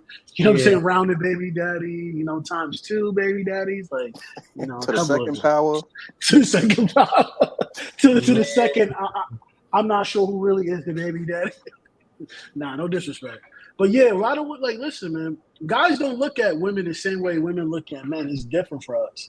If we're gonna wife a chick and settle You down keep with saying her, that, Lord, and you talk about your little progs and stuff like that. No, you like what you like. And you Pogs? don't want to. Yeah, whatever the hell you Yeah, call I mean, it. that's a preference.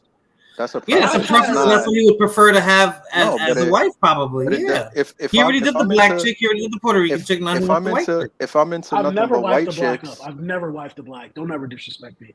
There's nothing wrong with black women. But Oh, I that hate is bing real. bong. But I almost wifed a black girl. You know what I'm saying?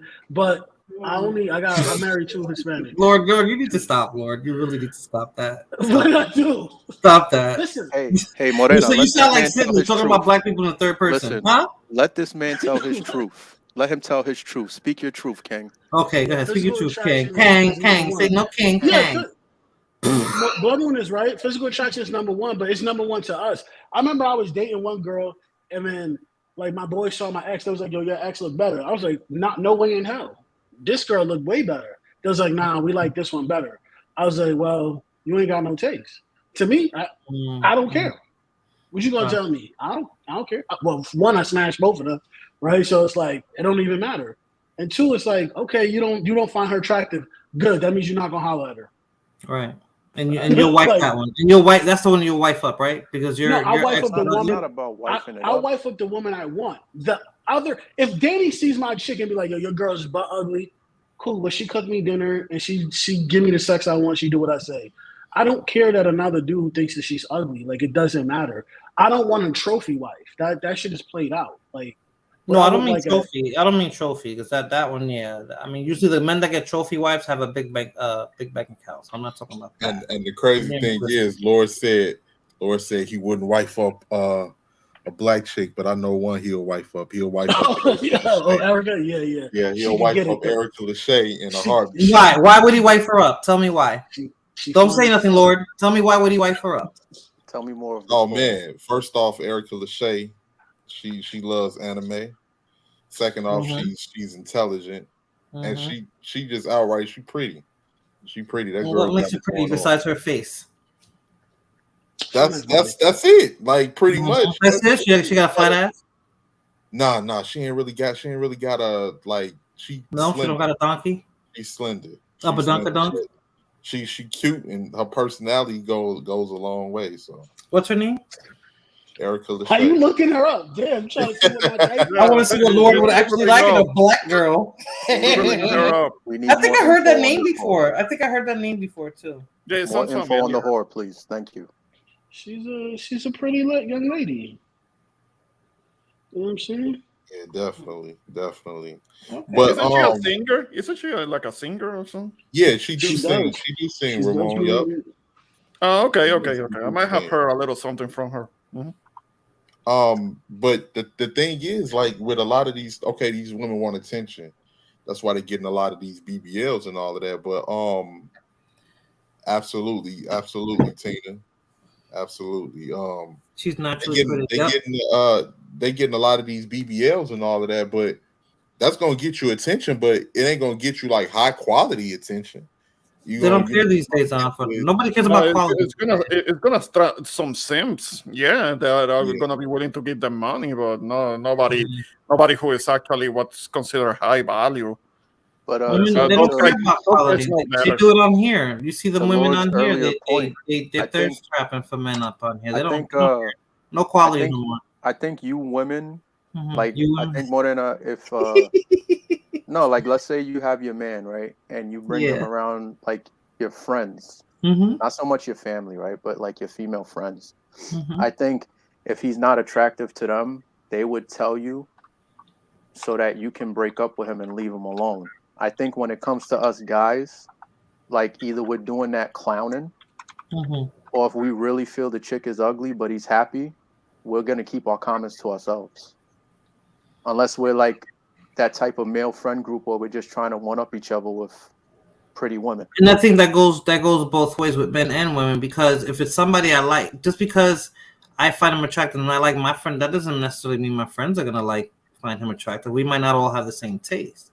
No, I know, but I'm saying like your friends would most likely be trying to shit on him so that you can just leave him alone.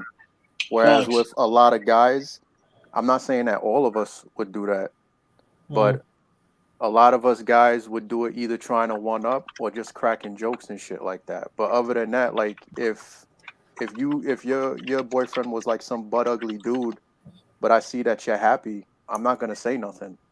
I see a lot of guys won't do that. I see women that talk about your man like that. Happy. She treats he treats her really good. You know, she's not coming to me with bruises on her face talking about you. You know what I mean? A lot of guys won't do shit like that.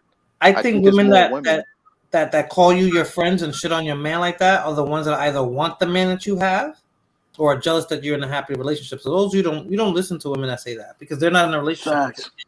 Yeah, no, but a lot of women tend to continue to be friends with those types of women, whereas guys will cut each other off for certain shit.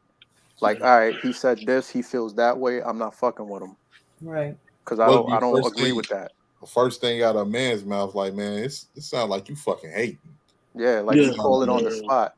That's how women sound too, Rakim. Like you're hating. Like, why you hating? You got a man? Yeah, but some of you women will call that shit out. Like what Danny was just saying, like it's like that they value their opinion, even though that they don't show anything to value their opinion on, they value their opinion.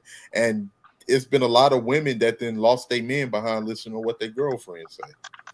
Yeah, I think those are the ones that are young and dumb and impressionable. Because after a certain, I mean, I've seen. Honestly, you're the one that's in a relationship with that person, so what does it matter what anybody else thinks? I've seen it with older women too, Morena. Trust me. But a lot of women, they have what I call frenemies, right? Yes, like, yes. A lot of like friends that are really enemies, but they know that this is like little iffy competition, and they keep each other around. They don't really help each other. Check the backtrack, Morena. Okay.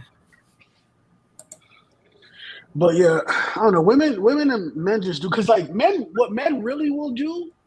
We won't give a fuck if the guy be like, yo, she ugly. We'll give a fuck if the guy be like, yo, I think she a hoe, bro. I know a couple dudes that smash it. Like, what?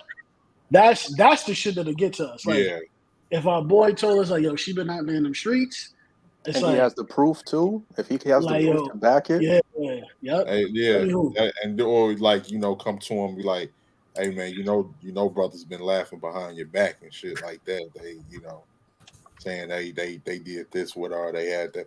That's when motherfuckers' ears will perk up. Like, what? Yeah. Like, because the last thing a man want to be is viewed as a fool, or viewed as a laughing stock when it comes to a situation like that, Facts. And that's the thing, and like, because it's about reputation for us, right? Like, I don't want to know that my woman is a hoe, and Morena's like, yo, I'm throwing a barbecue. Bring your girlfriend, and all of us are there, and everybody's like, yo, that's his girl. What the fuck? She was fucking with such and such and such and such. I heard these 3 dudes ran through her at the same time and blah. Like, then that makes it awkward for the dude. So that like now his reputation is is tarnished. Except a guy like Russell Wilson, he'll be like, oh, that's fine. Don't worry about it. No biggie. I love her. I love her to death. Listen, now I got to defend Russell Wilson. I'm going to put down the case for Russell Wilson because a lot of people come for Russell, man. And I don't think Russell is a simp, and I don't think he's beta. I think he's smart. That's what I think. And I think I don't know. What makes him smart, Lord? No, he is smart. He is. With Sierra still working on cars. Listen, but she's an artist. She's an artist. She's an artist. I don't see how that excuses it, Morena. Listen. She's an artist. She's an artist, and she was doing that before she married. Being an artist has nothing to do with twerking on top of cars. If he doesn't care, what does he care? He should care. He should care. No, he don't have to care. She's an artist. Okay. She ain't naked. She's a porn star. How many people knew who Russell Wilson was before? Facts. I didn't know. I don't watch sports. Yeah, absolutely right. Everybody watches sports. Let me teach you guys something. Because a lot of people who's not even operating on the level that this man is operating on, his peers in the league too talk about him. None of those people won a Super Bowl, and most of those motherfuckers have to go to shows, right, to make money. Russell Wilson is in the hundreds of millions of dollars, right? Russell Wilson comes from good stock. His dad played collegiate college football and was an executive in one of those big banks in Wall Street. Russell Wilson is not some just run-of-the-mill guy. Russell Wilson was having rumors of fucking some of his teammates' wives when he was really young in Seattle and shit like that. After he left his wife because she was cheating on him, Russell was running through bitches and shit like that. He got with her because she raised his stock in the black community because no black people knew who he was, right? He won a Super Bowl ring and he still wasn't relevant, right? Getting with her gave him clout, right? This nigga's only sin was wifing up a single mother. Okay, cool. I get it. It ain't the best thing. I don't really agree with it. However, if you look at it on a business perspective, it's like, yo, you wife up a single mother and you become $100 millionaire, or you get with a bitch with no kids and who's not doing anything and make a couple million, and then she could still leave you and take half. It's like which one is it? It's like, is he really a sucker? Come on, man. Like this, how do you know? How do you know that Ciara doesn't have that plan in the cards? Wait a few more years and then divorce. Have you ever seen an interview with him and Ciara? I have seen how Russell Wilson is kind of like overly. Have you seen an interview between them two overly sitting next to each doting other? towards her? No, I I mean, haven't. it's like he's in the more feminine position with her. No, She does whatever the hell she wants. You're looking at Expect him clips. all No, she wants, and she keeps kind no, of like you're looking at kowtowing clips. to her. You're looking at clips. Yo, bro, you're looking at clips. Listen to what you're saying. You're a 50-year-old single man saying it's bad for a man to love his wife. What those your Like, that's what you're saying. that you're The making man about loves- my age No, has to because do with what we're talking about. He's You're like sitting up 30-something here years old and he making loves his assumptions wife. about At what point about in the things that world you don't is know it shit bad about. to love the person that you're with? At what point did that become not okay? Right? You look at clips. If you look at whole videos, you will see the way she looks at him and she defers to him for every fucking thing. Everything. Right? But people take snippets of what they see and they roast them. The whole internet, right? The whole fucking internet says a guy who got 7 women pregnant, pays close to $1 million in child support, is a better man than him. His only fucking sin was getting with Sierra. Make that make sense. Well, I didn't say anything about the other guy. Apparently, you're talking about Future. I didn't say anything about that. But the thing is that if you're saying Ciara keeps you have to say he's a simp compared to who? the man on Everyone compares him to Instagram Future. and Is twerking he on a gas simp stations. because he loves his wife? Come on, bro. That's not Listen, the I'm more behavior hardcore of on a married women woman. regardless. And I'm not going to call him a simp for loving his wife because if you're going to be married to someone, that's what you're supposed to do. Do I agree with her dancing on cars? I don't personally, me personally. But if he wants to turn up and he doesn't mind his wife doing that, who am I to say otherwise? Facts. Hey, like, listen, when it comes to that, like, nobody got a problem with her being like, I ain't got no problem with her being a single mother. Anything. They're not the everyday couple either. They're not. It's not like somebody marrying me and I'm just sitting there twerking in a fucking video, like It's the women that ain't in that position that's trying to use them as goals, though. Like, right, and they shouldn't. Russell Wilson. The thing is, they're not the same. Yeah, they're not the same, but you couldn't tell them that. The thing is, like, with that type of situation, like when Lord was saying he was using, like, he got his clout up in the black community, I wouldn't see how that would even matter when he got $100 and some million. And then on top of that, I do agree with Ramon. She could take him to the cleaners down the line. She could if she wants to. We don't have money like that, but it looks like she really loves him. To me, they really love each other. To me, but when you have money like that, the divorce is not even going to matter because he's still going to have crazy money after the fact. Ask like, Michael Jordan. No, but I'm saying compared to the average man or even the average NFL player, if they got divorced tomorrow and next week the divorce was complete, finalized, everything is done, assets were split, money was allocated wherever it has to go, he's still going to be better off than most of the NFL players. Yeah, and I believe he got the $100 million contract the year after he got with her. Really? So you got to understand his stock. Like, no one knew who this guy was. You're an NFL, you're a Super Bowl winner, and nobody knows you. You're not. He was a good player. He's a great player. All I heard is Brady. All I hear is Brady. I don't know football. So, but think about it, right? They get together. He gets the contract increase because he's putting black asses in seats. True. Because marrying her, right? Because she had a huge black fan following. Right. So that was a good power move. Yeah. So it's a good play. And also women spend money. Not to cut you off there, but women spend money, right? Yeah. Women do. Women go buy their man jerseys. They're gonna do shit like that. They're gonna go pretend to they're gonna buy any random jersey who they know and go to the sports game that they man is at, right? They're gonna be like, look, baby, I got the Yankees jersey on, and it's gonna be some basketball player. They don't know nothing. That's just what they do. They know, this is Russell Wilson. I'm gonna pick that jersey. That's what they're gonna do. Not to cheapen it, Lord, because he did. She put him on the map, but she also that was a come up for her too. So I think it worked. 100%. Yes, it was a come up for her. Yeah, it was incredible. Yeah, it was definitely smart. So it worked. That's what I'm trying to say, Ramon. It worked for both of them. It's not one sided. To Falana's question, there's nothing wrong with that because it might not have started one-sided, but it's going to end up one-sided. You look at it as a company. And it might not. It might not, Ramon. It might not. That's like putting stock into a company if you're a wife and you're helping to build up your husband.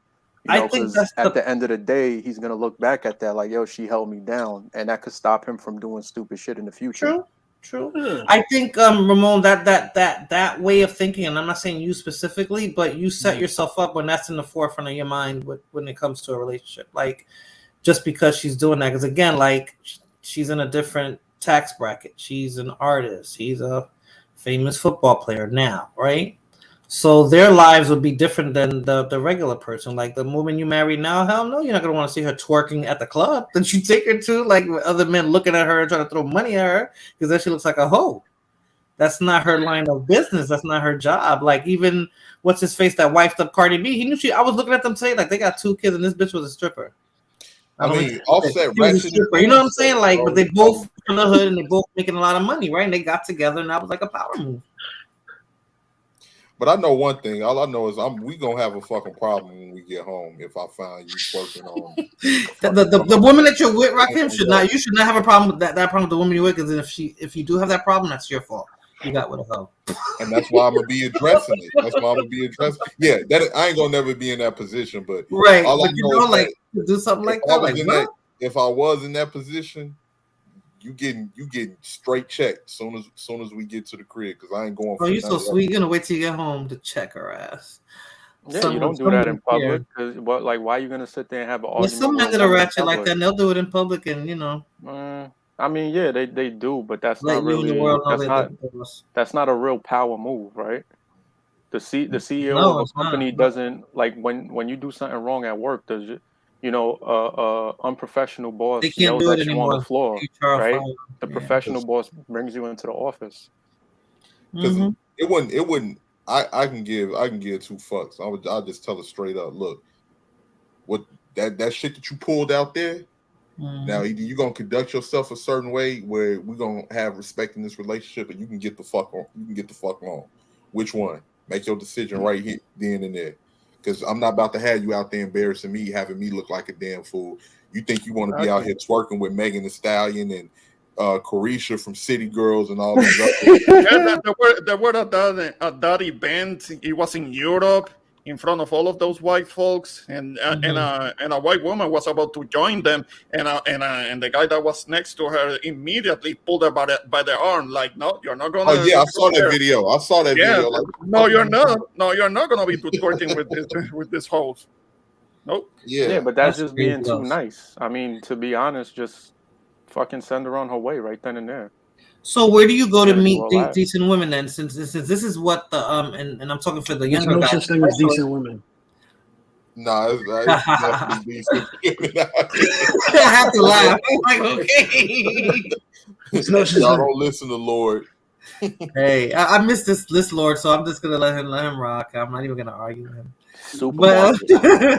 Like, where would you go to? I mean, where do you think you? Because everything's on the internet now, so now you don't even know what you're getting. Most people meet people on the internet first. They don't meet them. That's why he said swiping left and right. That's not real dating. No, I'm not even talking about dating sites. I'm just talking about social media. Period. You don't even have to be on a dating site anymore, Ramon. Social media. Period. Go to Saudi Arabia if you want to meet some real women. You know what I'm saying? Oh man, there we go. Yeah, that's straight. Don't you have to be an Arab to get those Saudi Arabian women? Not all the time. Listen, nah, you gotta be Muslim. You gotta be Muslim. Assalamu alaikum and some bacon, baby. We doing, we litty. You know what I'm saying? You're gonna give up paneer and bacon and all that, Lord? Hey, listen, that's my favorite. Yo, if I lived in that society, Daddy, I'd be ready to slit my wrist every day. Like, I don't want to live anymore. See, that's another thing too. It's fine. A lot of people living in that society. I'd do it for you because men are allowed to do that. I know. That's why I'd be ready to kill me. Just kill me then. This is no existence for a woman. Kill my ass. Go ahead. I'm sorry. Nah. What is blood moon? Kill me. Those are mistaken. They swear that, and they don't shave blood moon. They're hairier than we are. Blood moon, you don't shave neither, so They don't shave. They will shave. All you have to do is tell them to shave. They do what those Arab women are 1,000 times hairier than we are. We think we're hairy. It don't matter. They You tell them, hey, listen, you tell them to bark like a dog, they're gonna bark like a dog. You know what I'm saying? Respect the queen. You know what I mean? We put y'all burkas too this summer, right, Danny?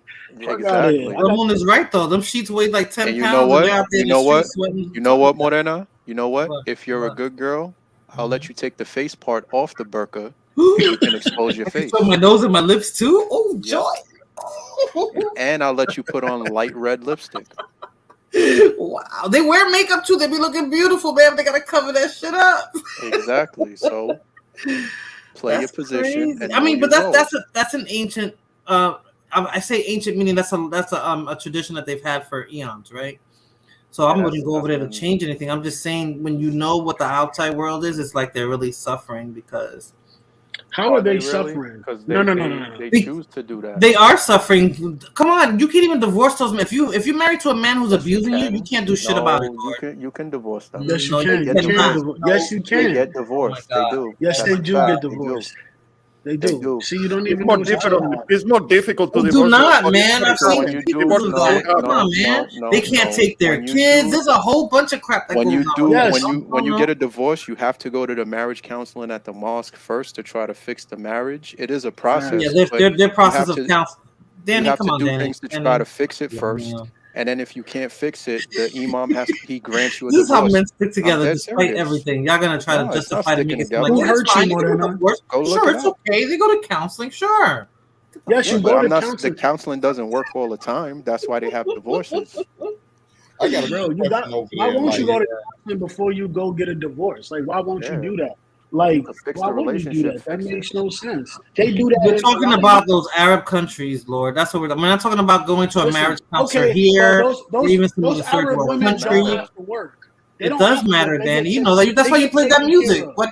But Danny get taken care of though. You got to work every day. That's true. But sometimes if you don't have a good man, Lord, then you're just suffering. You're being taken care of. Danny, you played that music when you came on for effect, so you knew what kind of effect that was going to have. So if everybody's happy, dory over there, triggered? Are you triggered? I wouldn't have been traumatized.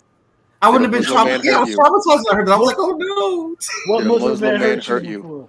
Listen, you an Arab man hurt me. He tried to put me in a burqa. Divorce feminist. Oh, I wanted to know something because I know Lord and Danny would know a little bit better than I am. Is it like when overseas in the Middle East when it comes to DV? Is it true that other men can't interfere if it's a man that's doing DV with its with his wife? I believe if it's the wife, like you just gotta that's between them. Because I've worked with a few Muslims, and I I asked them questions about this, but I'm telling you, it's a process. And if he's like overly abusive and she wants to divorce, obviously the counseling is not going to work, and she ends up getting the divorce. And like Sundown said, it's frowned upon. So it's goes back to the reputation thing with those people. So let's say Lord ends up courting my ex-wife and he wants to marry her, it's going to look bad on him because they're going to say that woman is divorced. Yep. She's no good. I know that's looked frowned upon, marriages for life, but then let's say it happens here now in the States, right? And it happens at the hospital that you're at, and you see her with bruises and all that, and she's not going to tell you, and she's not going to try to... I report that she has bruises, and I can ask her, hey, how did this happen? If she tells me she fell down the steps, that's what I have to document. Same thing with the doctors, right? So it's not... No, it can't be like that, because even with kids, it doesn't happen like that. They could say... Kids is different. No, kids is different. Kids are different. Okay. Because those are kids, right? This is an adult. If she chooses not to tell you, that's just what it is. And it doesn't happen with them. Situations that they have to run away and stuff. Sometimes they can't tell you. Okay. You acting like women out here just getting beat by the dozen. No, I'm not talking about women out here. I'm talking about those women. I'm not even talking about because they're the ones that really don't have any rights. I'm not talking about Americanized women. They have rights. They do have. If a man rapes them, they can kill that man. Oh God! Like I said, I have to put. You can't do that here in America. Lord, come on, you know that. Come on, man. No, you can't. It's foreign. It doesn't happen. Way better rights then Yeah, right. Way better rights for men to get away with the shit that they pull. The reason why people, the way it was explained to me, society where it's supposed to be. The way it was it can explained be to that me way, by, and it doesn't have to be abusive. But not the way it was explained to me by a few of the Muslims that I've worked with in the past is that the reason why we view it that way on this side of the world is because they stick to the strict Islamic doctrine from the Quran, right? So that's why it ends up looking a certain way. But they it's can abusive, leave. only when it's abusive. Not when I'm not talking about the good relationship. Even if a woman is sexually assaulted, like he said, you can kill the guy. If someone sexually assaults your wife or your daughter or your sister or your mother, you can kill that guy. Well, they got the eye for an eye thing there, so yeah. Yeah, like I mean, it's strict to us because it's foreign, right? Even to a lot of us I know non-religious people in this country, even the Catholic religion is strict too when it comes to marriage. And they're so hypocritical. Back to the truth. Yeah. But we'll say the same thing about them too. Yeah. It's just a different culture. It's just an extreme. It's just an extreme way of. Yeah, but why you need rights though? You don't need no rights. That's what I'm talking about. See what I'm saying? Yeah, Lord is toxic. Okay. Listen, if I make my eggs over easy like I asked you, what the hell's the problem?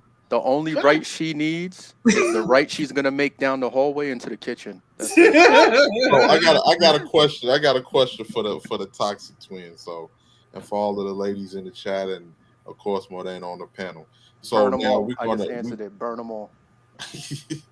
So I'm going to ask everybody, because we talk about our differences as men and women, but you know how the saying goes: can't live with them, can't live without them. So what are 3 things that the men that you love about women, and what are 3 things that women love about men? Your top 3, including you, Blood Moon, because I know you full of it. You know you love you some men. You got some qualities about men that you love. So.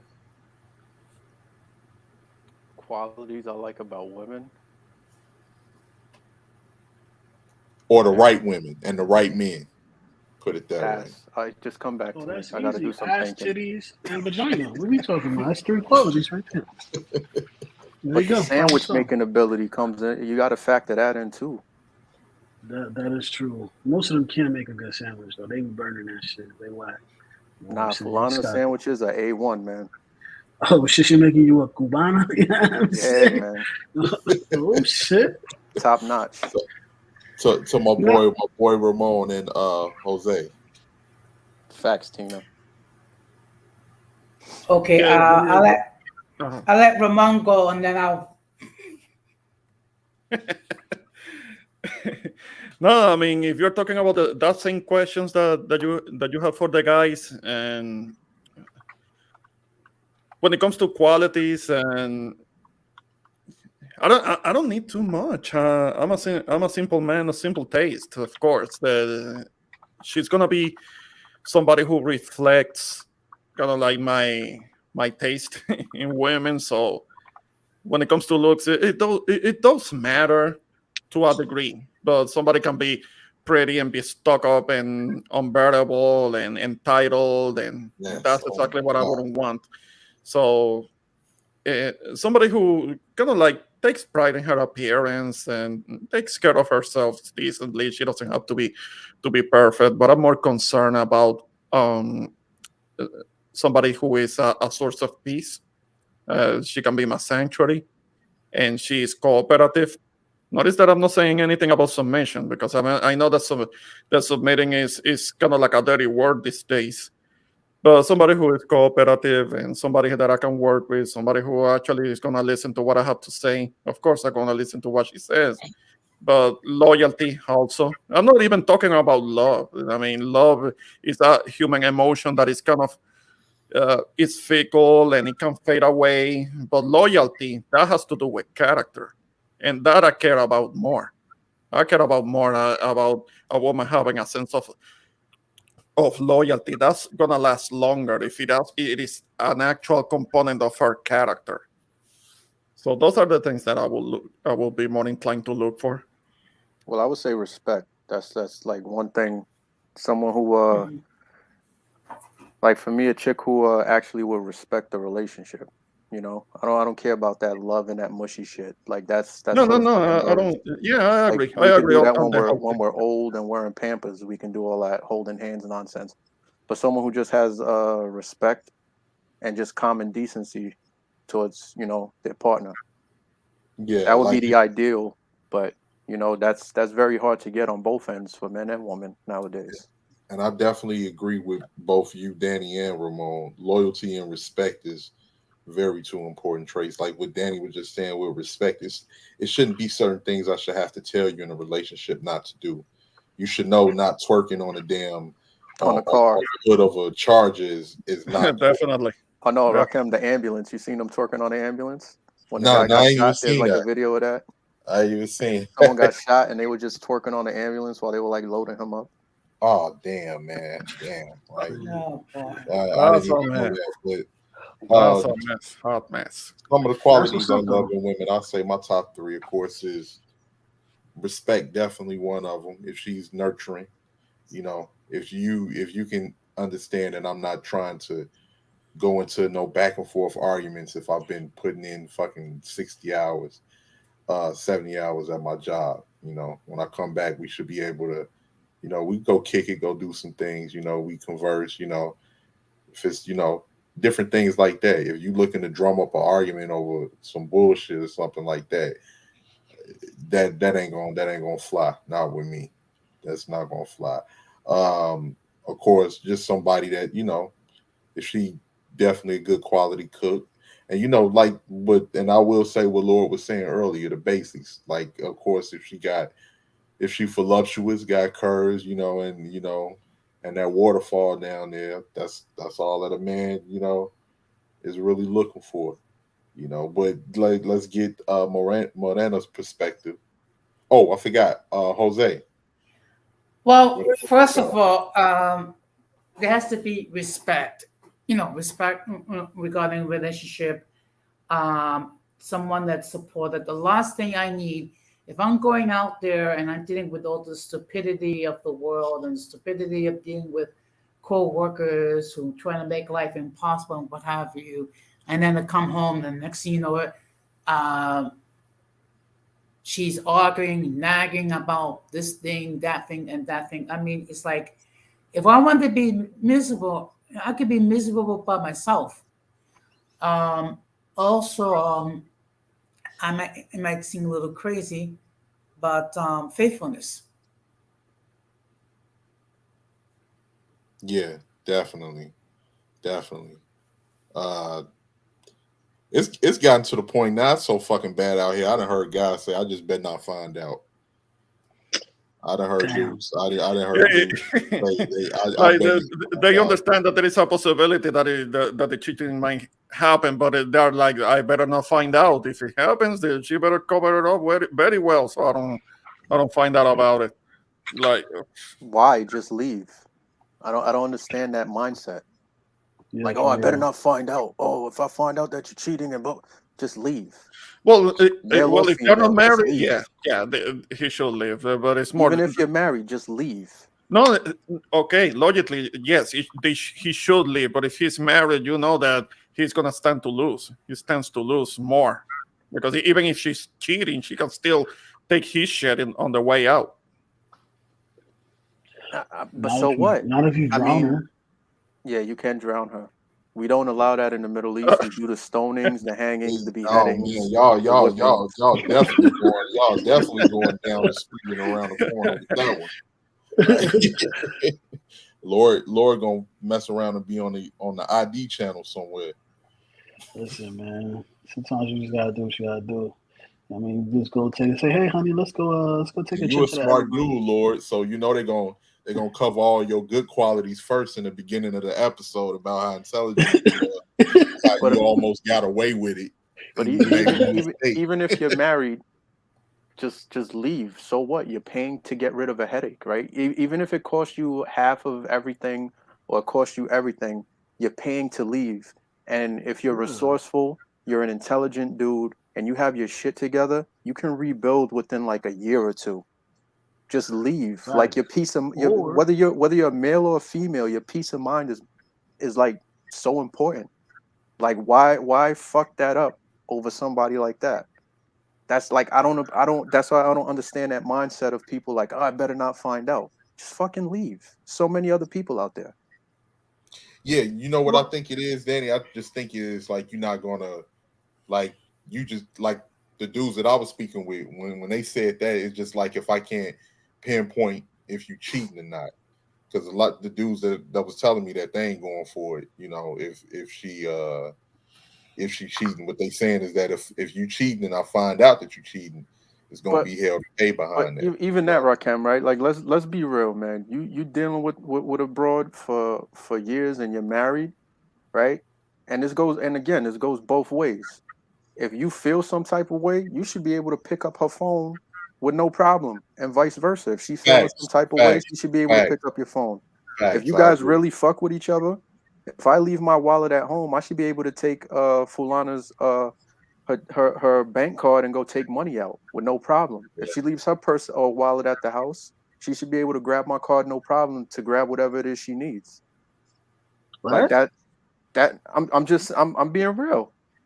Like she needs to pick something up, but she left her wallet at the house and you guys are married. You know what I'm saying? It should be no problem that she takes your credit card to pick up whatever. No, I agree with that 100% because if it's in no way that I give you my phone to check. If ain't no way I can check yours, then obviously we ain't together. We just fucking around or something. So yeah, I get what you're saying on that one. Definitely. You could only have 6 people because I'll drop off so Sunday can come on and then we can make the sausage party complete. Oh, why you gotta do that? No. Why you gotta do that? Look at that! Don't you all jump on me at once. She's mad. She's mad because there's a heat wave in Texas and she's wearing a burqa. Word, I'm telling you. Oh my God! No, for real. Because I realized you only got 6, so. I just saw. I got that Family Dollar stream yard right now. No. That's cool. I got 10 because I knew it was going to be a lot of people getting on, but you know, I'm paying for it and I don't stream everything. So. Joaquin, I would suggest that you pay a little bit more and get and half up the 10. But wait on that, right? Yeah, we can switch for them. You know what? That was a little shade, Jose. But yes, I will be doing that in the future. This is my second stream. Yeah. Need some slack, sir. Honestly, I don't go on all the time, Rakim. So what? I'm paying a lot. I'm paying this money every month, and I'm not utilizing it the way I should. Well, you need to go live more. What should we be waiting for? You know what I'm saying? True. Okay, so let me jump off because I'm getting hit now. But before you go, you guys are slapping me with the sausage. Pop. I didn't hear any of the women in the chat, and I didn't hear the woman on the panel with some of your qualities. We ain't gonna let you off the hook like that with some of your qualities that you love about men. What said her qualities? About a man? Yes, about men. Your top 3? Yeah, top 3. I want. If you got a question 3, you got a question loyal, 3? honest, and loyal, honest, and a provider.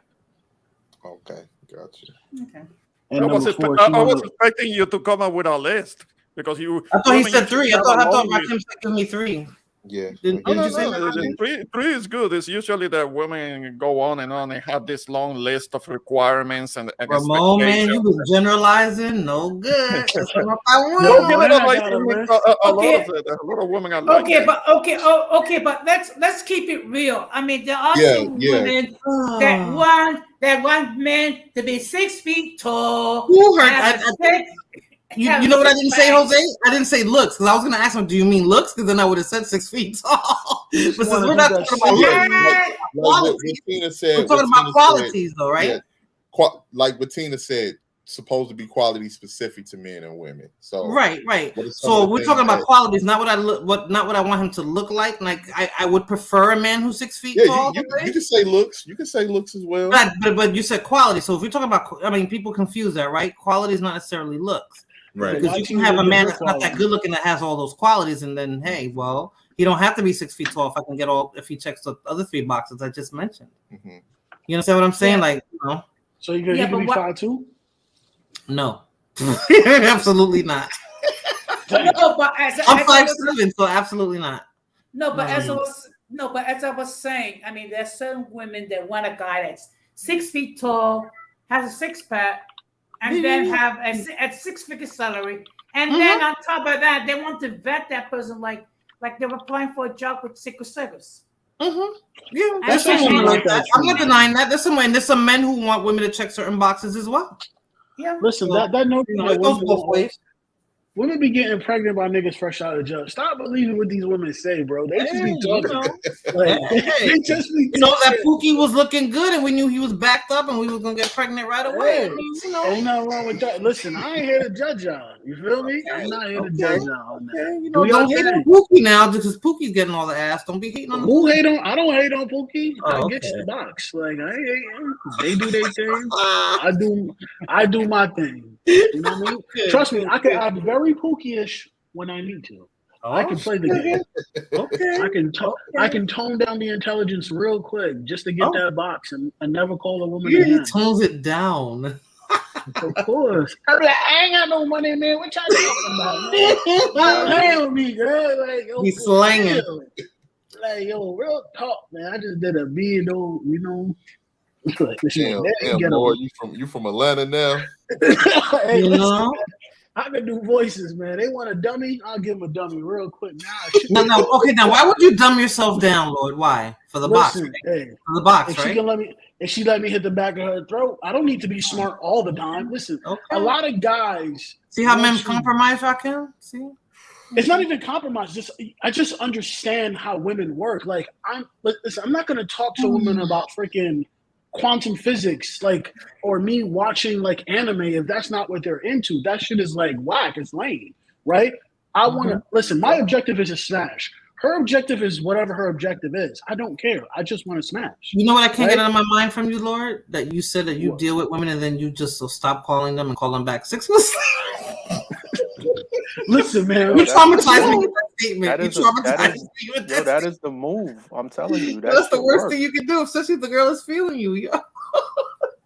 Doesn't matter. Lord, I don't believe anything you say. You're just the worst. Why not? Listen, women will do that shit to a guy. I've had women do that to me before. I've had women give me the buns, and I'm just like, man, I gotta see her again. I call her, she never answers ever again. It's just a game. We play. How does that make you feel, right? When women do that, what I don't take it personal. You don't take it personal? Because to just me, a game, men are like, man, I didn't satisfy her. Was I not big enough? Yeah, I was just going to say. What did I do wrong? You replay the whole situation over and over again. And you have to figure out what was wrong. But you'll drive. I know men do that. Notice that you don't sweat it, but I know men do that. Well, when I was 20, doing that, and it's like, what's the point in driving yourself crazy? Because it's like, all right, you let me hit. You're not picking up the phone. You're not calling me back. Okay, moving on. It's as simple as that. Because it's like, I know men have egos, bigger egos than women. No, we do, especially when we're younger. But the older you get, it's like it just is what it is. Look at Tina's list. You understand people more. Tina got a list, girl. You're the woman they're talking about. Tina, stop doing that. Let's see what I love: men's physical strength, masculinity, ruggedness, their ability to lead and handle business. 3. Man. Yes, that's the perfect man, Tina. Yeah, that's the perfect man right there. If you want me, just say so. Okay. I guess Lord. I guess she's a racist because I'm not dark enough. You put complexion on there. That was part of her list. She definitely ain't put. That was not part of her list. Well, it's part of the physical. So. I love a man's physical. She said physical strength, not physical look. She said strength. No, but I'm saying that my beautiful porcelain, magnificent skin. You're Puerto Rican, Danny. You got that. You know that. You're Puerto Rican. This is why you're alone. See it? You got that. You're Puerto Rican. Listen, got to say a man who could cheat in peace. Oh, look what Moon Chaser said. That's why you're still alone. Those fighting words. So let me get off so Moon Chaser can get on, and then we can complete the sausage party. I actually think the most important thing about a woman is her ability to come in peace, right? To not nag you. I think that's a super underrated quality. You know what's so crazy, Lord? Men say that, right? All men say that, but why do women nag? Women don't just wake up and want to be. Yes, y'all do. No, yes, you guys. Some guys like that shit, Lord. No, guys like that. Excuse me. Don't all jump on me at once because you guys do that. You guys do that. Like she's walking around fine. Let me do something to irritate the shut up. I can hear her nag. Morena, that's drama, right? When a woman's nagging, it's drama a lot of the time, right? If a guy likes that, that means that he likes drama, and that's a female ass motherfucker with female tendencies. He's not gonna last No, long. there's men that know. That's not There's gonna men that last No, long. no, we when I don't say like that like it. the nagging, We I'm don't not talking like about it. nagging like bitching all the time. They just like that toxicity. That's what it is. And Lord, I know you like it. Here's So the stop thing. it. Here's You're the thing. No. You're Scorpio. Here's the thing. You're with not a that, true Scorpio then, like, Lord. Scorpios if- like toxic. if a man like that likes toxicity. I'm not, but you guys are going all the way left. I'm just saying. I'm not saying all the time, every day, but there's sometimes when you guys just be like, yeah, I just want to get on my fucking nerves, and y'all do it. No, that's different. That's what I'm talking That's about. I'm not talking about. That's us joking with you. But see, you guys take it to the next level. You guys will like a guy will be like he'll be off of work early, like home on the couch chilling, and y'all could just come in the house or come to see them. Like you come into my house to see me. Why you come mad at I'm laying on my couch? You ain't got nothing to do. Different. No, That's different. bitch, That's I'm like home. That's like, excuse me, ma'am, you could have stayed home. Women are nags for real. Like y'all, you guys just nag for the sake of nagging. Like your shit is like it's like extra. You'll be like, oh, it's Sunday. What are you doing? Be like, yeah, I'm not really doing nothing. I'm just gonna chill. You want to go to brunch? Like, nah, I want to go to brunch. You never want to go anywhere. Yeah, that's like you'd be like, you know what? Why did I even bother? No, that's nagging for the sake of it. Yeah, no, that's be like, not it's hot outside. I'm gonna nag him. It's like, bitch, that's leave me not cool. alone. And some women, like with me, I'll catch myself and I'll be like, damn, I am being the bitch, right? Okay. Y'all be mad, and then y'all catch me cheating myself. and then start nagging me. It's like, yo, chill. Why you nagging me? I just cheated on you. I ain't do nothing that bad. Yo, What? Relax. What'd you just say? What'd you say? Just let me cheat. Where's my knife emoji? I swear, Lord is that dude that they introduce on the talk shows, and they'll be like, coming out, Lord Hokage. Amari Povich. Is that Oprah? Is Mari? Y'all don't know me. That's Jerry Springer, baby. Listen, he does the backflip. When he finds out it's not his kid, he does a backflip on and he's stage. laughing his ass off at all the women that say so much shit about his ass. He's just cracking up. Listen, I ain't doing that bad. I just cheated with your sister. Man. Why you mad for? Don't get mad at me. You know what I'm saying? Like, that's we cool. We got a connection. Like, what you talking about? Like, if your man, see, that's toxic, Danny. That's the toxicity he claimed that he don't do. That's a Scorpio trait. That's the toxicity I'm talking about. Why you mad though? Huh? To be real with you, like I know a lot of the stuff that we say, like a lot of women will say, "Oh, that's bullshit," this and that, but y'all don't deal with women the way that we do. So facts. You like no, I'm never gonna deal with a woman, Danny. Never. It's example of that, actually, Blood Moon, my sausage isn't pink, sweetheart. I have a tan sausage. So let's clear the air right there. Blood Moon, he might, because after the one that we saw the other day, and Danny, I think Danny's darker than that. Nah, baby. I wanted to speak on what it might be a little brown there. It might not be pink. The perfect example of that right now is that we see a lot of you know a lot of lesbian couples in this day and age. And I'm sorry, a lot of what? A lot of lesbian couples these day and age. People are going. That's a fad, you know. But listen, the DV situation is just as high as it is with a man and a woman. So have a lot of the highest. You know what the women are doing? No, you know what the women are doing now? The ones that feel the single mother. No, I can't believe I'm saying single mothers. But the ones that feel that they can't get a man, they're going for women. And they're making these women take the place of these men. Shout out. Right? Right? I'm like, what the hell is this? A fucking fad now? Like, there's no way in hell, no matter how bad it is with men, that I'm going to turn to a stud who wants to be a dude to take care of me like a man should. But here's the crazy thing. Here's the crazy thing. I know a couple of dykes, right? They're cool as hell. And when you talk to them about relationship stuff, even though they're women, they complain the same way we do about the women. They have the same complaints. But you know that's what I'm saying. It's like y'all are straight women here, right? And well, except Blood Moon, you fucking lesbo. But to be honest, like y'all don't know what it's like to deal with a woman like that. So when guys are complaining, like I understand, like it might sound a little bit crazy to y'all, like, oh, he's full of shit, or that's crazy, or like y'all don't understand. Like there's certain things when you women are dealing with men, we don't deal with men. So like we can't really understand certain things. I think that's where like the disconnect comes in. But I'm a woman, Danny. We bleed every month. It'll be in sync. She'll get on my freaking nerves. I could never be with a woman. Like, hell no. Like, I'm the only one allowed to be bitchy, to be nagging, and all that other crap. Those women are still women at the end of the day.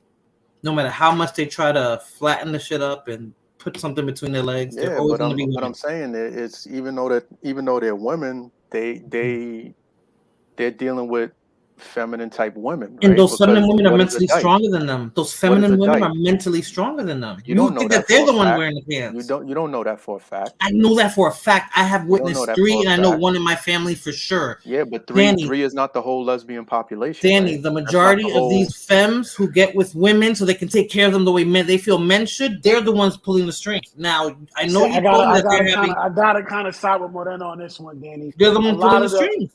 A lot of the I'm just saying ones, you can't really. I'm not saying they not, but I'm saying you can't say everyone, but I'm just saying I'm talking about straight women who go after women who like women, because these women are technically still straight. Because you know what all of them have said that I've heard eventually that they want some dick. Yeah. What? Hello? I thought you like women, especially the dykes. Yeah. That's what I'm talking about them. So what are you talking about? This is you. This is what you wanted. I had a dyke hit on me, man. That shit was the most awkwardest feeling ever because I didn't know how to respond. I'm like, I was like 21. I had one hitting on me. I told her I wasn't interested because she looked like a dude. And that's my word. I swear to everything I love. She came like a week later. She came to my job dolled up to see if I wanted to go out to lunch, dressed like a female and everything. That's crazy. Maybe she was wearing a disguise. She was wearing a costume. That wasn't really. Yeah, because the chick that tried to hit on me looked like Snoop off The Wire, and I was like, I can't go. Yo, you said she looked like young M.A. Ooh.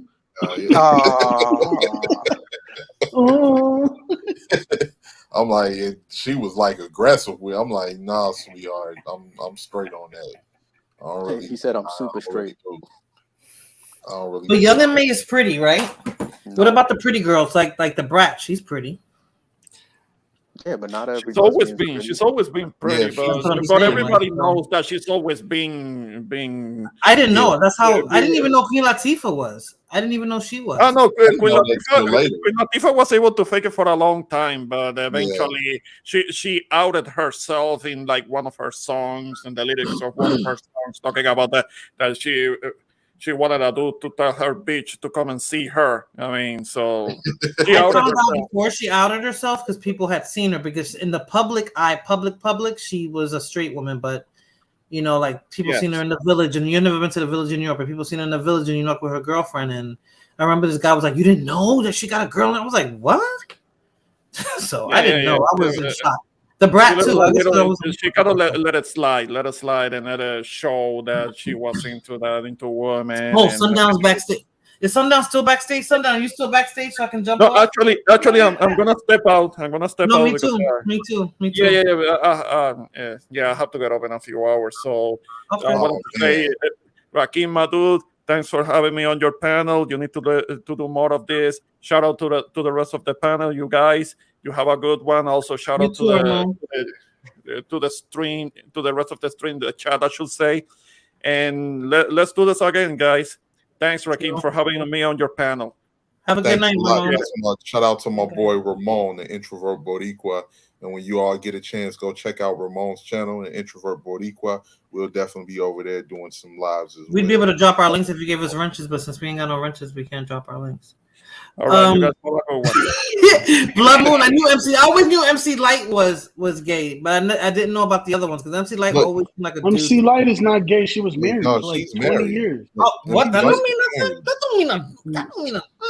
She even got mad at Tyler to create it because what was the Brat never got married and people didn't know she was. So what was that line? She was bi.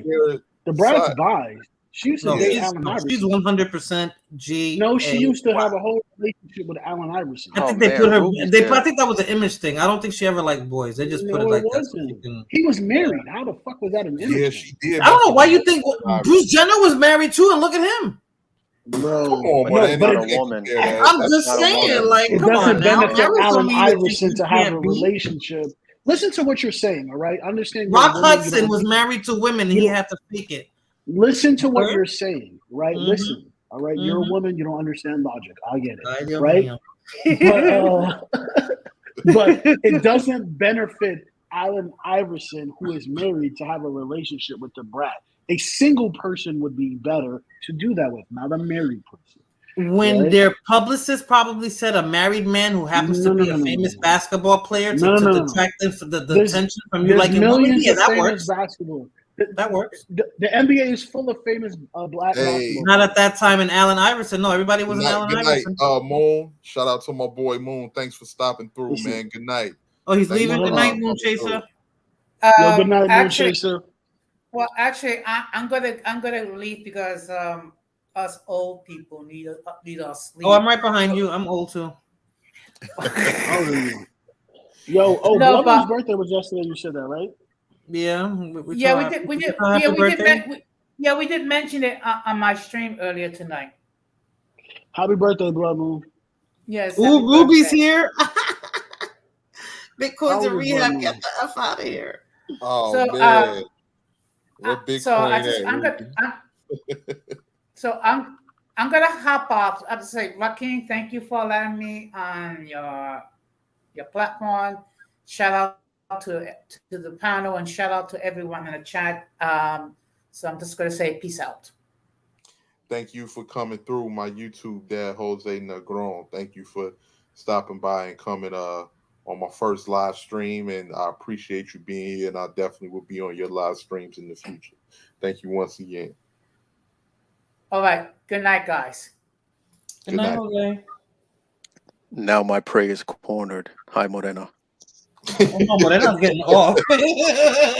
She's gonna jump off and don't play that Arab music again. What do they call that?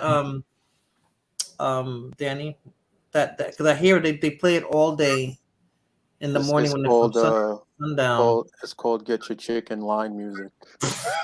Okay, well, and with that being said, Rakim, thank you so much. That's Fulana's anthem. She loves it. This was fun. And you have to do it again so we can rotate it so it won't always be one person doing it. So next week it'll be Tina.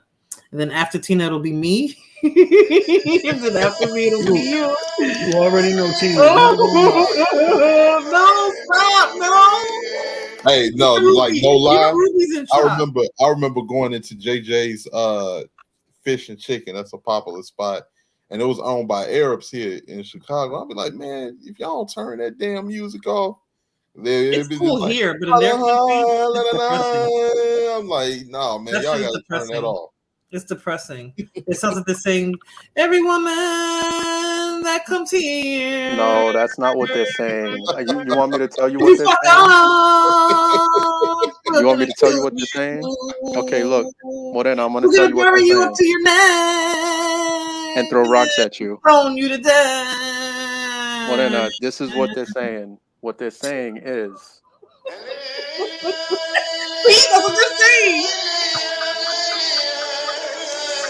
That's what they're saying. All right, get it right. Okay, Ruby, go live tomorrow. Oh my God, that's so scary, yo. All right. Ruby, you going live from the corner? Rakim, oh, man. Rakim, thank you so much. You have to do this again. Do you know what your next live stream is going to be about? That right now I don't know. I don't know because right now we just doing random. This was the first stream, so Are you going to try to do Sundays? Random topics, yeah, definitely. It's going to be Sundays. Okay, so then I know to clear my calendar on Sundays for Rakim. Okay, cool. So I'm going to bid you all a good night. I'm going to let the sausage party be complete with 3 sausages, and hopefully another sausage will jump in and complete the circle. You got to throw them jabs before you get up out of here, huh? I know, right? She disrespectful. Just like a Bronx girl. Always want That's right. You don't want to stay. You don't want to stay when Danny said he got you cornered. Yeah, I know I'm going to leave, but before I leave, see, you should have just left without throwing jabs. But you're right. And I just want to know what Bronx girl hurt Lord, because he just can't get enough of it. He lived in the Bronx, I think, for the majority of his life. growing up. It wasn't me because you wouldn't be talking like that if it was me. You heard me. You heard me. That's what it was. Good night, everyone. It was fun, guys, especially with the Toxic Twins and Rakim. Thank you so much, Rakim. Good night. Man, shout out to Morena. Shout out to Morena Reyes, man. And you have yourself a good night. Thank you too. Peace. Oh, man. Thank you you. Got an overdose going on? Damn, where is Bitcoin at though? He ain't been around. Ruby, you said Bitcoin overdosed on crack rock. He wasn't down there in Baltimore, was he?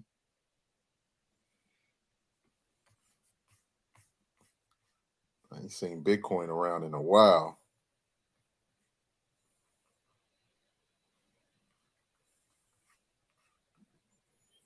But yeah, put them all in burgers, man.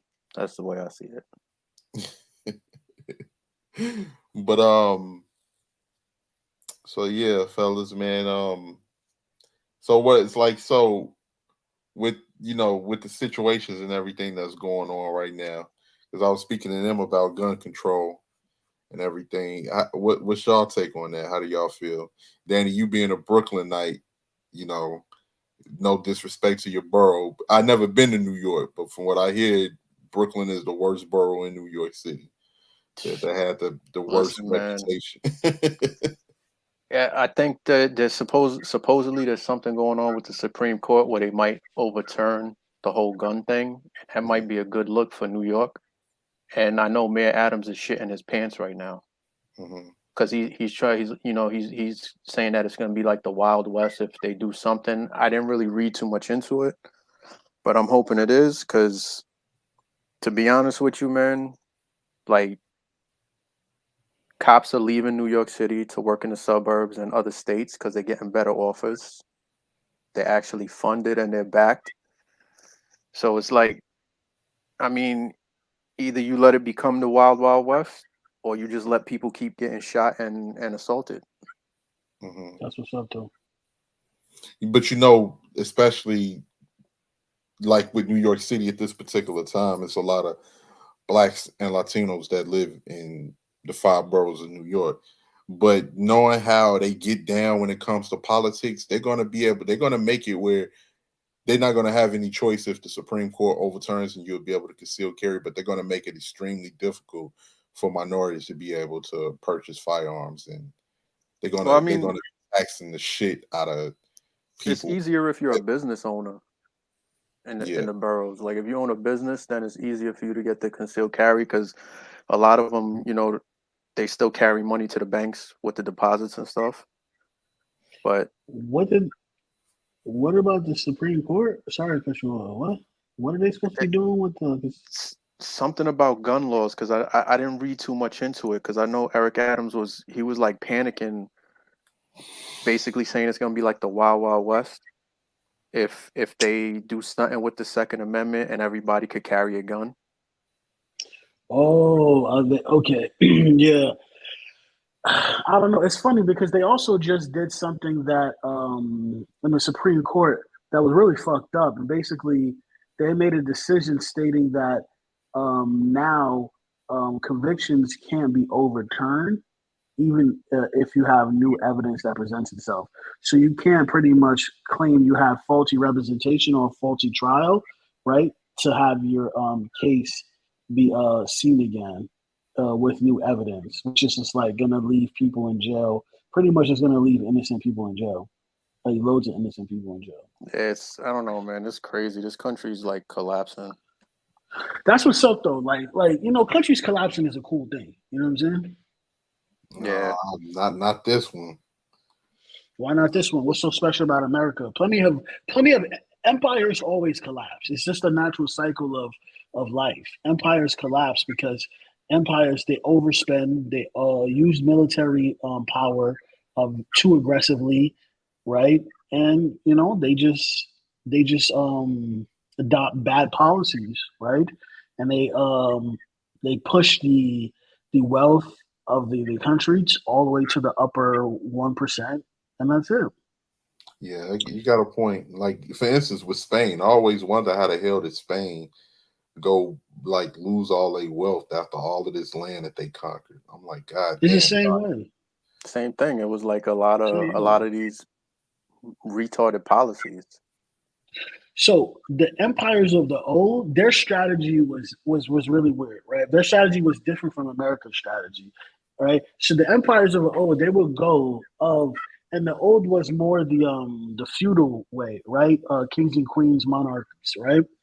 And what they would do is they would go to these areas, they would conquer these lands, they would enslave the people, they would take the resources, send it back to the motherland, whatever country they're from, right? And then that's how they would build their empire. And then they would recruit a portion of those people into the military, and they would go on and to a different location and continue to do that, right, over and over again, right, hopping from one place to the next, one place to the next, and it gets to the point where you conquered enough land, right, and you can't. There's nowhere else for you to go. And you have so much wealth, the empire starts to decline. See, Britain's decline, right? What was the catalyst that started Britain's decline was the American Revolution, right?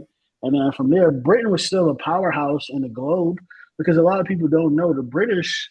Once they outlawed slavery, they went on like this campaign defending like West Africa, right, and stopping Germanic and Portuguese slave traders, right, from taking slaves. Because they were such a powerful nation, right, and they could do so. But then when World War I happened, it basically kind of showed the collapse, really the breaking down hardcore of their empire. And I think it was the Falkland Wars which solidified their collapse. Wow, man. So countries just go into decline because they continue, and you see what was happening during the Falkland Wars, right? It was just like the country was in economic decline. It was just really bad. You know what I mean? It was really, really bad. And then I think it was, what was the war that London fought with Argentina? I can't remember what was the name of it. Fuck. I don't remember. But that one is basically when the British pound just started declining because America got off the gold standard around a similar time, right? Well, America got off the gold standard before then, but America started using oil as the world currency once it got off the gold standard. So it was just like countries just don't know how to do empire, right? And that's just what it is. No nation has ever perfected ruling an empire yet. None. Because it's just once a nation gets too big, it's hard to control, right? Power, right, needs to be disseminated to the lowest level possible, right? That's the way it works. The more power is centralized, the more it collapses because what works in New York City doesn't work in Baton Rouge, Louisiana, right? The culture is totally different. That's true. You know, so empires, they just can't sustain itself, and then they get money and they don't allocate resources adequately, right? They don't build, they don't upkeep the country, the roads, the bridges, right? They have a high welfare population, high study on social services. Now, there's nothing wrong with some social support, but if you're paying too much, and what really happens is empires are forced to pay high price for social services because what these countries do is that they push people into cities, right? So that the wealthy can buy up the land, right? They use that to make money. So they have no other choice. If you take Rome, that's what happened in Rome, right? And then you have the barbarians, which were the Germanic people. They were one of the peoples that were forced into the city, and their lands were used for farming and stuff like that. And what happened? They sacked Rome, right? But then Rome, instead of paying people, instead of having jobs for these people, you have a large unemployment. You have to pay them. You have to figure out a way to distract them, and that's what they did with the Colosseum. They just distract you with Will Smith slapping someone at the Oscars. Like, this shit is like all a fucking show and fun and games, right? That's all it is. To people in power, it doesn't really matter because they have wealth. If America collapses, all they do is leave America and go somewhere else, right? It's really, yeah. It's not. It's like a hop, skip, and a jump because America will fall, France will fall, Spain will fall, Britain will fall, but the countries itself will still be there, right? Yeah, they'll be in decline economically, but in reality, they'll still be there. Look at Britain. Britain still controls Australia, Canada, and other countries in the Caribbean, right? Some places in Africa. They still have a freaking vast empire, but economically, they're just not as strong. That's definitely true. That's definitely true, and that's what we're seeing today when it comes to a lot of the stuff. The 1% in this country have just gotten too damn greedy, man. They just gotten too damn greedy, and everything has took a hit, unfortunately, with the way this damn inflation is going. Yeah, this shit happened. Come on, man. This happened within the first couple of months of this jackass. Yeah, I did not. Coming in? Man, that was and then now people are always fucking reactionary, man. They never proactive. Like, and now people, oh man, we shouldn't have voted for Biden. Yeah, you shouldn't have. You really shouldn't have. But you know what, Rakim? It's all good because at least we don't have to suffer for 4 more years of mean tweets. Mean tweets. That's a huge one. No more mean tweets because Orange Man bad. You just go to show you that some people really can't cope with reality, so they rather hear what makes them feel good. Or they just don't, and that's unfortunate, man. Like, that's real unfortunate. Like the way that the gun laws have transpired here in Chicago, it was damn it, what was the man's name? I can't think of the man's name, but he went up against Chicago in the Supreme Court to get the gun laws overturned here, where people was able to get concealed carry, because he actually lived in my old neighborhood in Morgan Park, where he was his house was getting broken into repetitively. Wow. And he couldn't even get a gun in his home. And then if he would have killed one of them little bastards, he would have been in a lot of trouble. Yeah, and then Mayor Daley had the nerve to get on the news and say the same thing that what Lord was saying. I think that might have been Lord or you saying that, oh, it's going to be like the Wild Wild West if everybody's able to get a gun, and what he's going to do is going to be a quick draw in the middle of the street and all this other shit. But meanwhile, let it happen.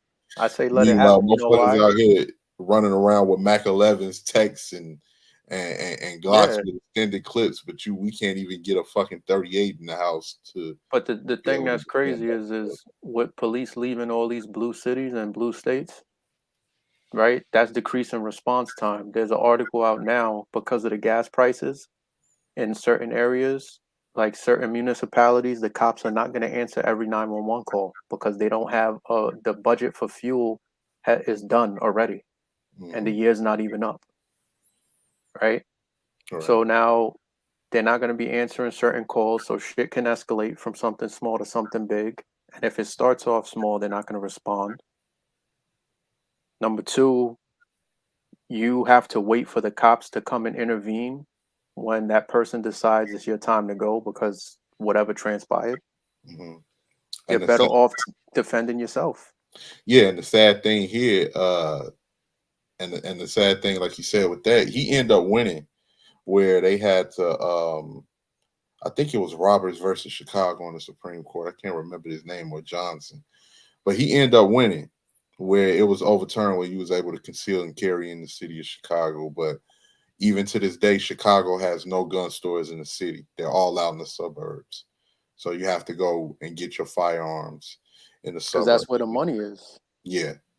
And then you have to firearms. You got to have we're the only state where you have to have a FOID card. You have to have a FOID card, which is firearms owner's identification card. And on top of that, you have to have your concealed carry. And even to get your concealed carry, it costs $200 to go get that. And they know that a lot of poor people can't really afford that. Which is unconstitutional because you have the right to bear arms, and like that whole thing comes into play, but they ignore the Constitution in those states and cities. And it's so fucked up here, like as far as they go, like Illinois got their own set of gun laws, and when you step into Chicago, they got a different set of gun laws just for the city. New York is the same way. Same way out here, yeah.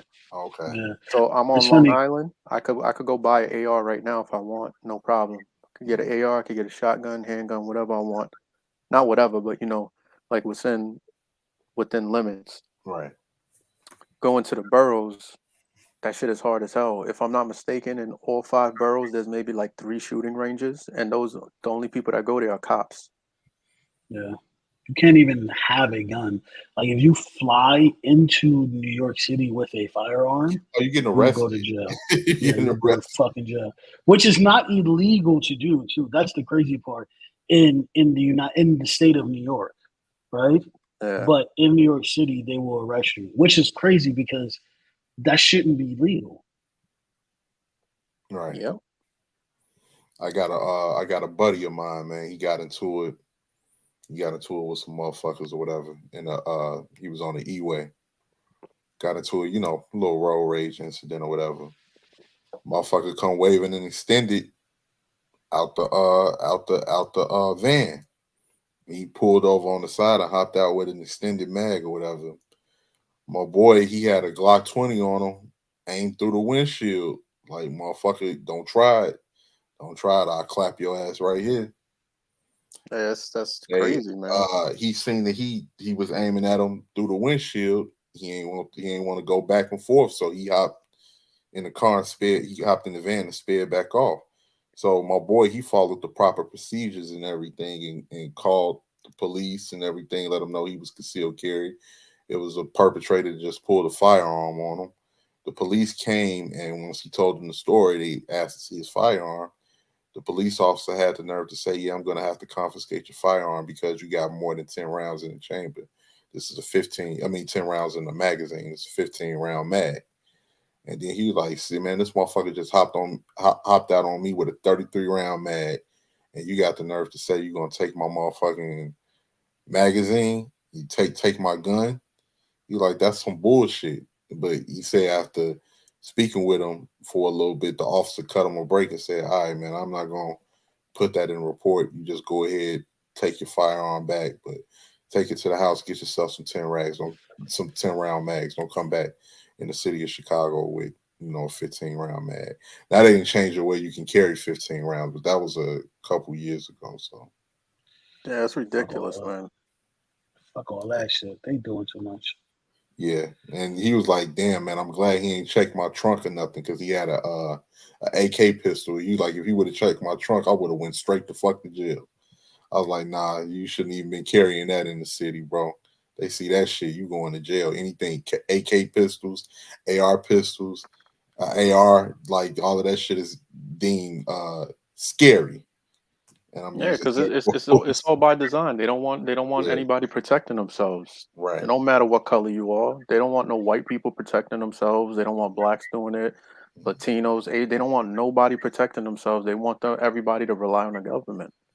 Yeah, but I think it's more easier for them to enforce them laws in probably areas with minorities than it is than they are with white people. The problem is white liberals. That's the problem. Yeah, to a degree. Yeah. To a degree, yeah, definitely. Because them redneck white boys in the woods, they ain't going for it.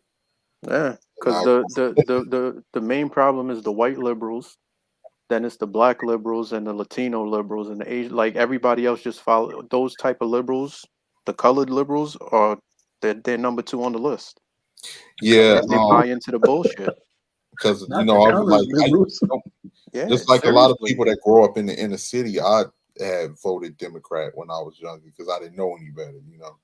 They get you with that. You just told to vote for the Democrats because the Republicans are racist. But then once you start, seeing what's going on and understanding things, you like, no, wait, something ain't right here. Yeah, something is not right here. And they be like, it ain't got nothing to. No, it's just not like. Even if they are racist, you motherfuckers ain't much different. Y'all just know how to conceal it in a different way. Yeah, but you know what? I rather the conservative / Republican right-leaning racist who's gonna tell me to my face, I don't fucking like your kind. and keep it moving, because I know where he stands. I agree 100%. And I had a conversation with people about that. I'm like, the only race, the most dangerous race is a motherfucker that'll smile in your face. Meanwhile, he's you know, trying to get bills passed behind your back that's gonna put you in a very bad situation. Yep. So this shit is nuts, man. Like, I don't know. I know what I gotta do if shit goes even more left out here. Because Long Island, after the last election, is all red, so I'm good for now. You know. that's how it is in most places, though. Like even here, like you look over by Lake Michigan in the city of Chicago is blue, but really the rest of the state defaults to red. But wow, the fact that Chicago is the third largest city and it controls, you'll get a lot of people, especially a lot of those hicks that live in different parts of rural Illinois. They say how much they fucking hate that Chicago is attached to Illinois, because whichever way the direction politics go in Chicago, the whole state go. So even if a lot of people vote red, the populations in these towns, 5,000, 10,000, that don't mean shit with a city that got close to 3 million people. And you know what's crazy, man? You guys are probably gonna call me crazy, but I feel I'm about to take off, safer. guys. I feel safe. All right, man. All right, Lord. Thanks for stopping through later, on my first live stream, man. You take it easy. Yo, Lord, before you go, I feel safer around those white rednecks and those white racists than I do around liberal blacks and Hispanics. Am I crazy? Oh, no, you definitely does. I feel you, because they just leave you the fuck alone. You ain't gotta worry about the motherfuckers. You know what I'm saying? Yeah. As long as I don't gotta worry about somebody, I'm good. You know? It's fucking nuts out here, man. Before you go, Lord, we got one quick question for you. Top 3 animes, man. Top 3 animes. Oh man, you know, I gotta go Hunter x Hunter, because I love Hunter x Hunter. I really love that show. I gotta go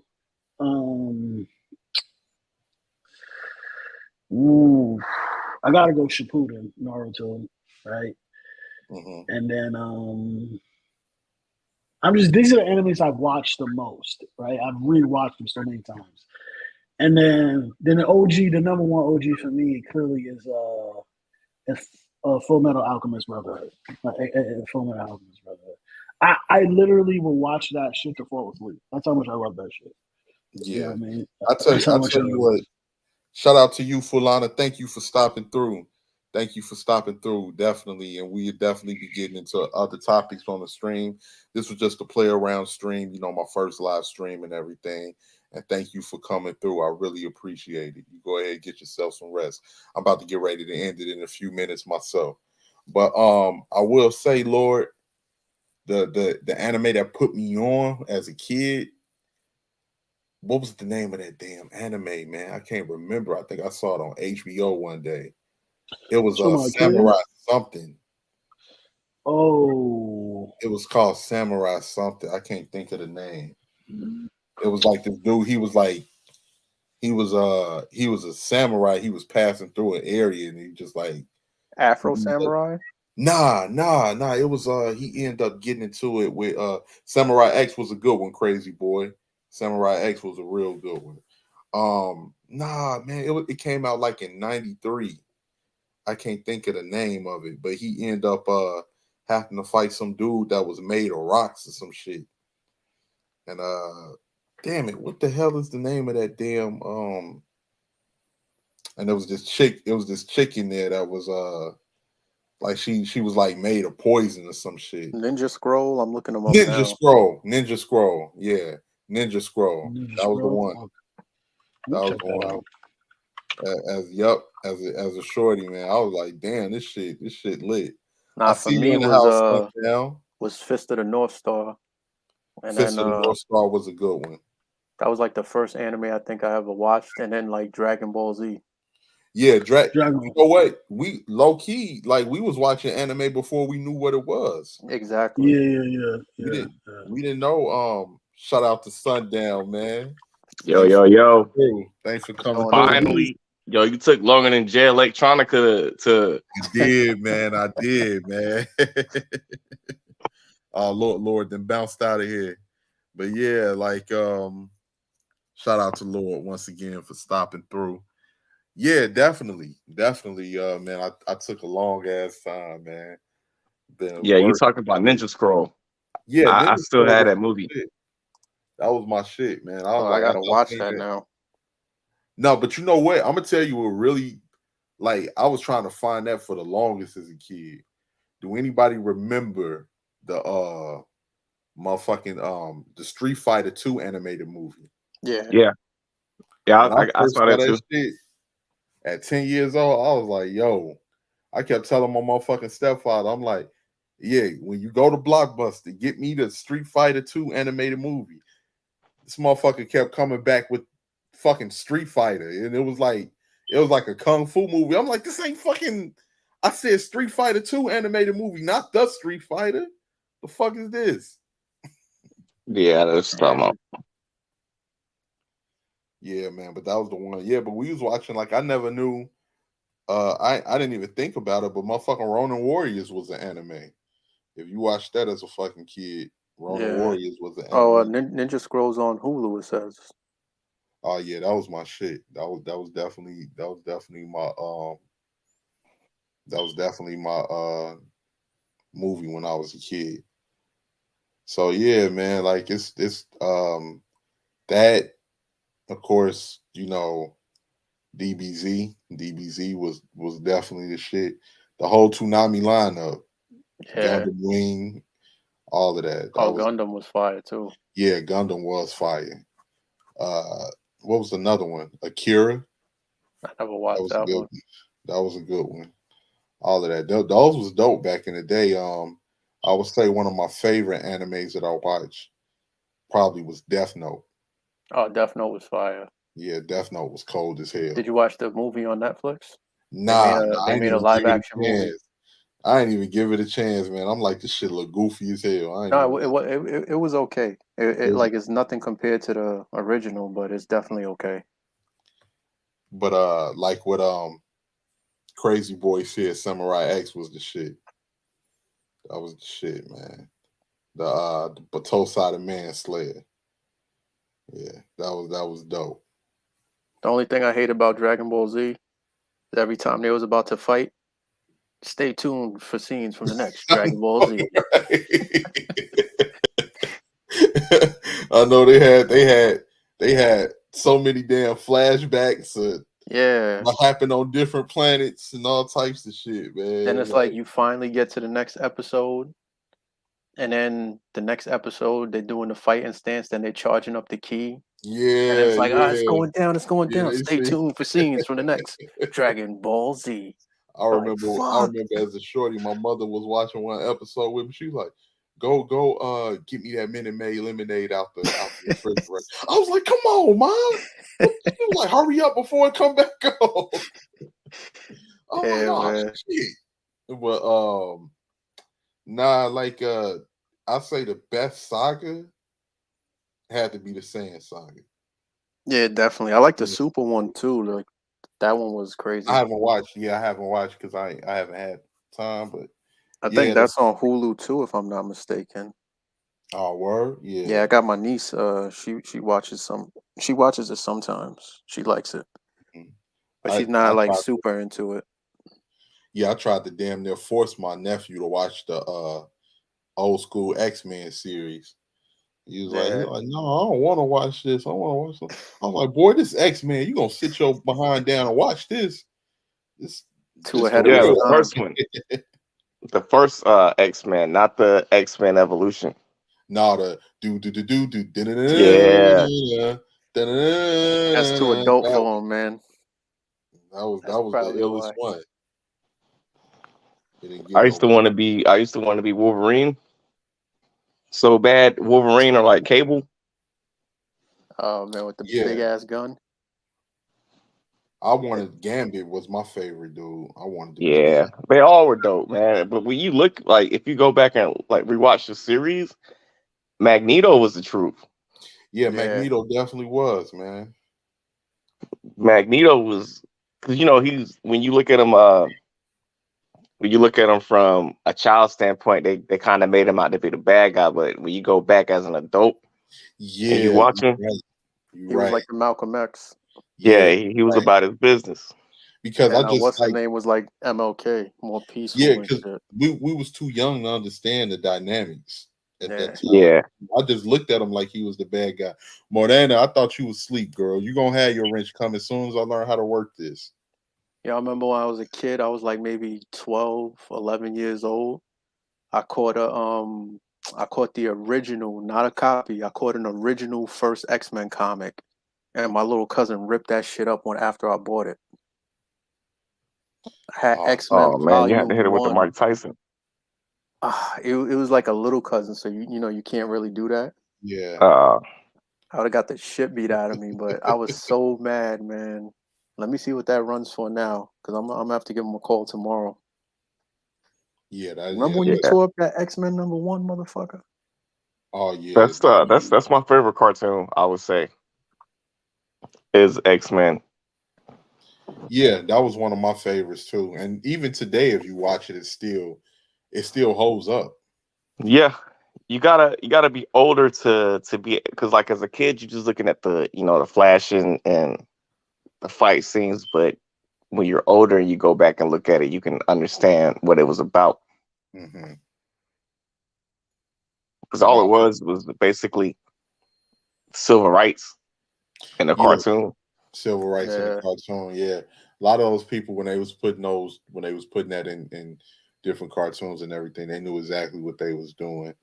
No different from Planet of the Apes and the Avatar. Y'all ready for this price?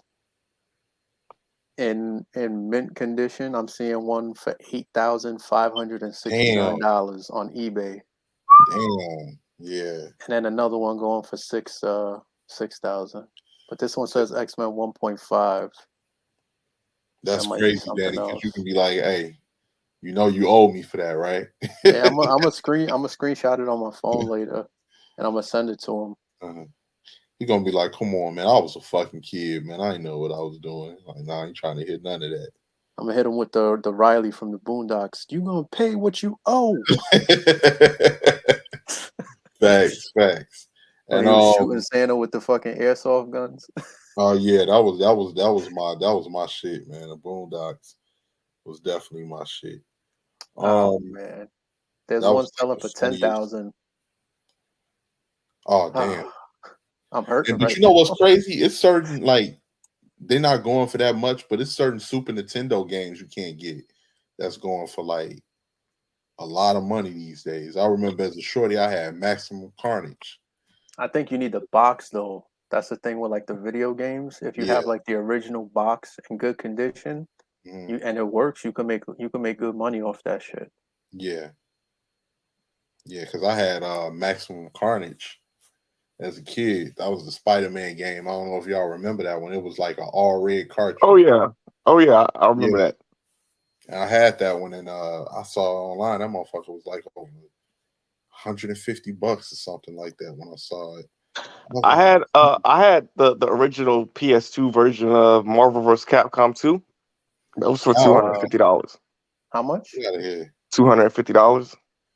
Damn. Back when they had back when you still had PS2. Yeah. I'm looking at the original Zelda for Nintendo, and that goes for $60. That's crazy, yeah. For the cartridge with the box. But yeah, that Maximum Carnage was dope because you could play as either Venom or Spider-Man. Spider-Man, yep. And you used to get help from other superheroes. Yeah. You can call them and they'll come and do their little moves, like, to cause damage.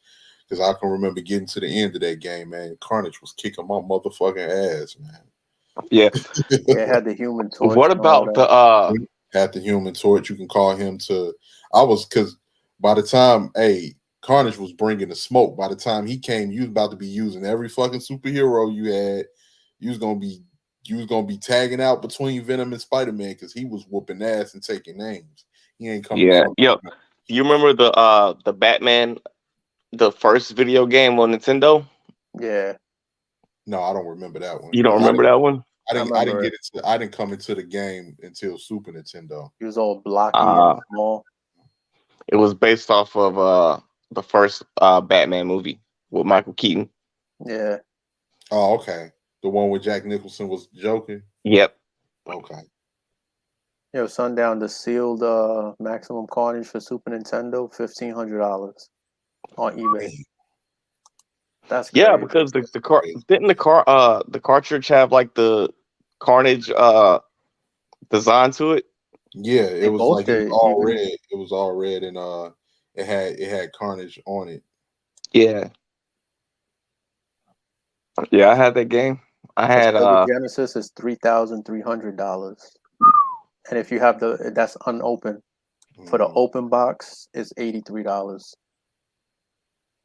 But that's crazy that the value dropped that crazy. Like, yeah, because remember Genesis, the cases for the games were plastic. Remember, you had to open the plastic case. That's true. That's true. And then for Super Nintendo, they were just cardboard, wrapped in plastic.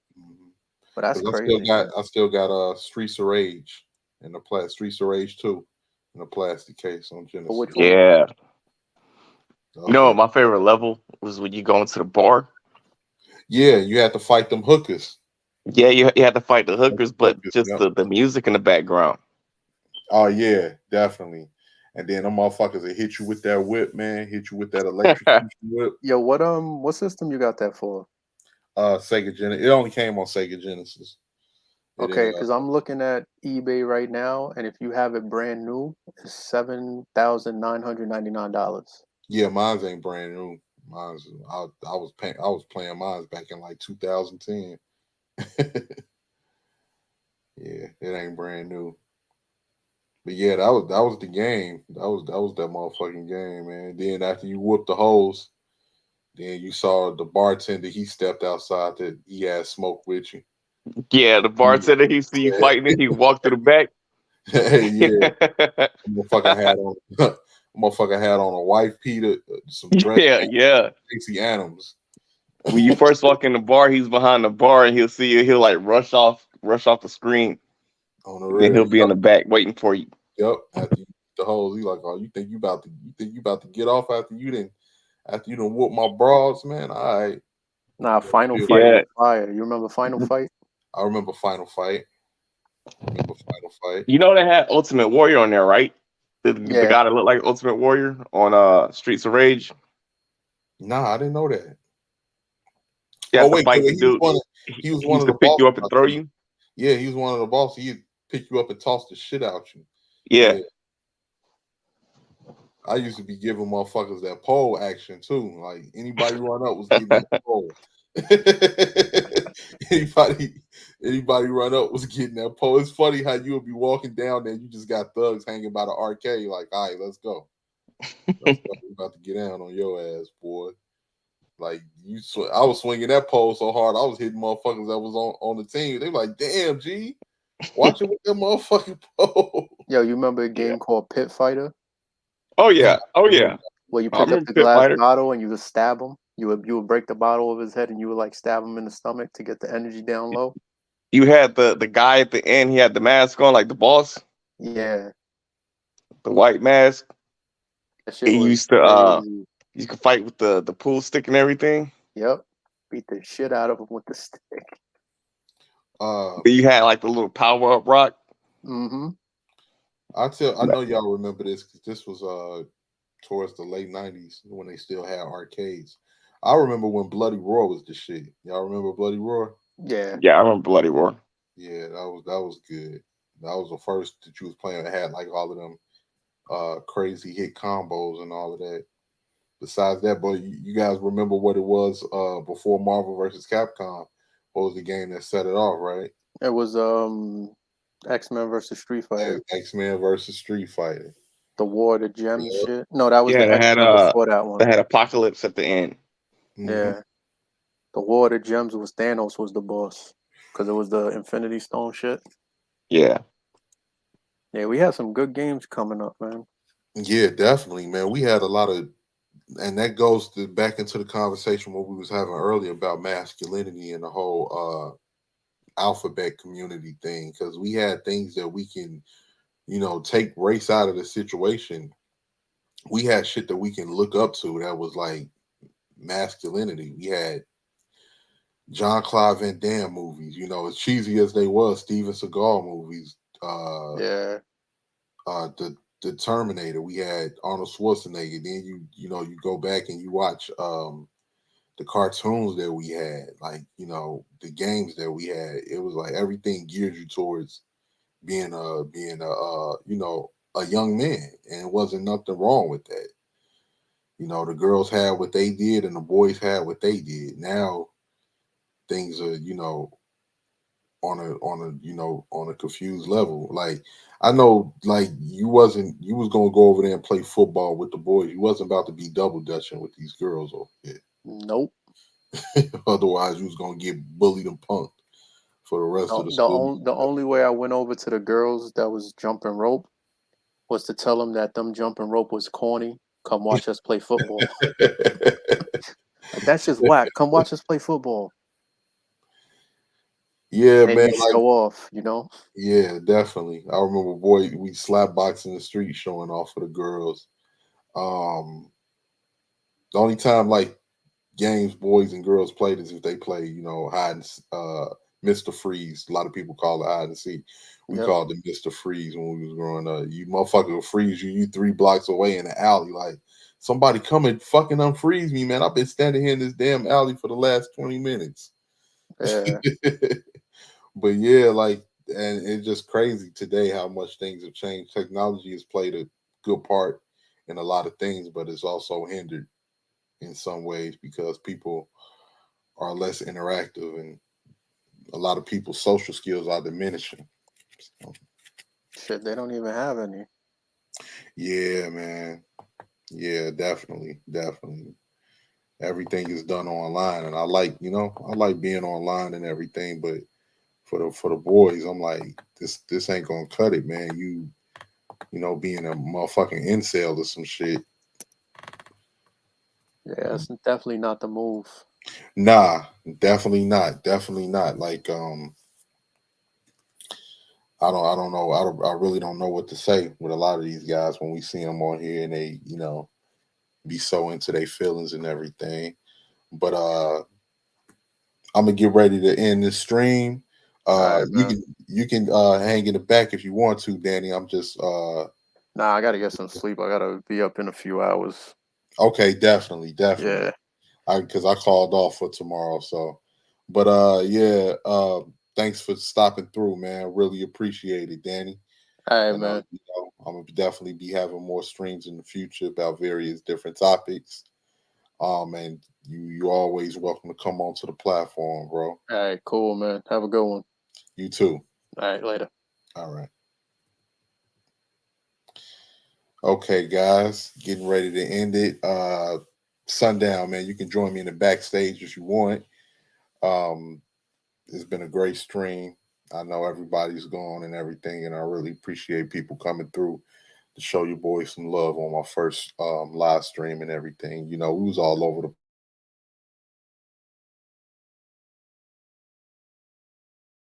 and as one thing a person used to tell me, to be aware is to be alive. And watch your surroundings and y'all be safe out there. Be easy.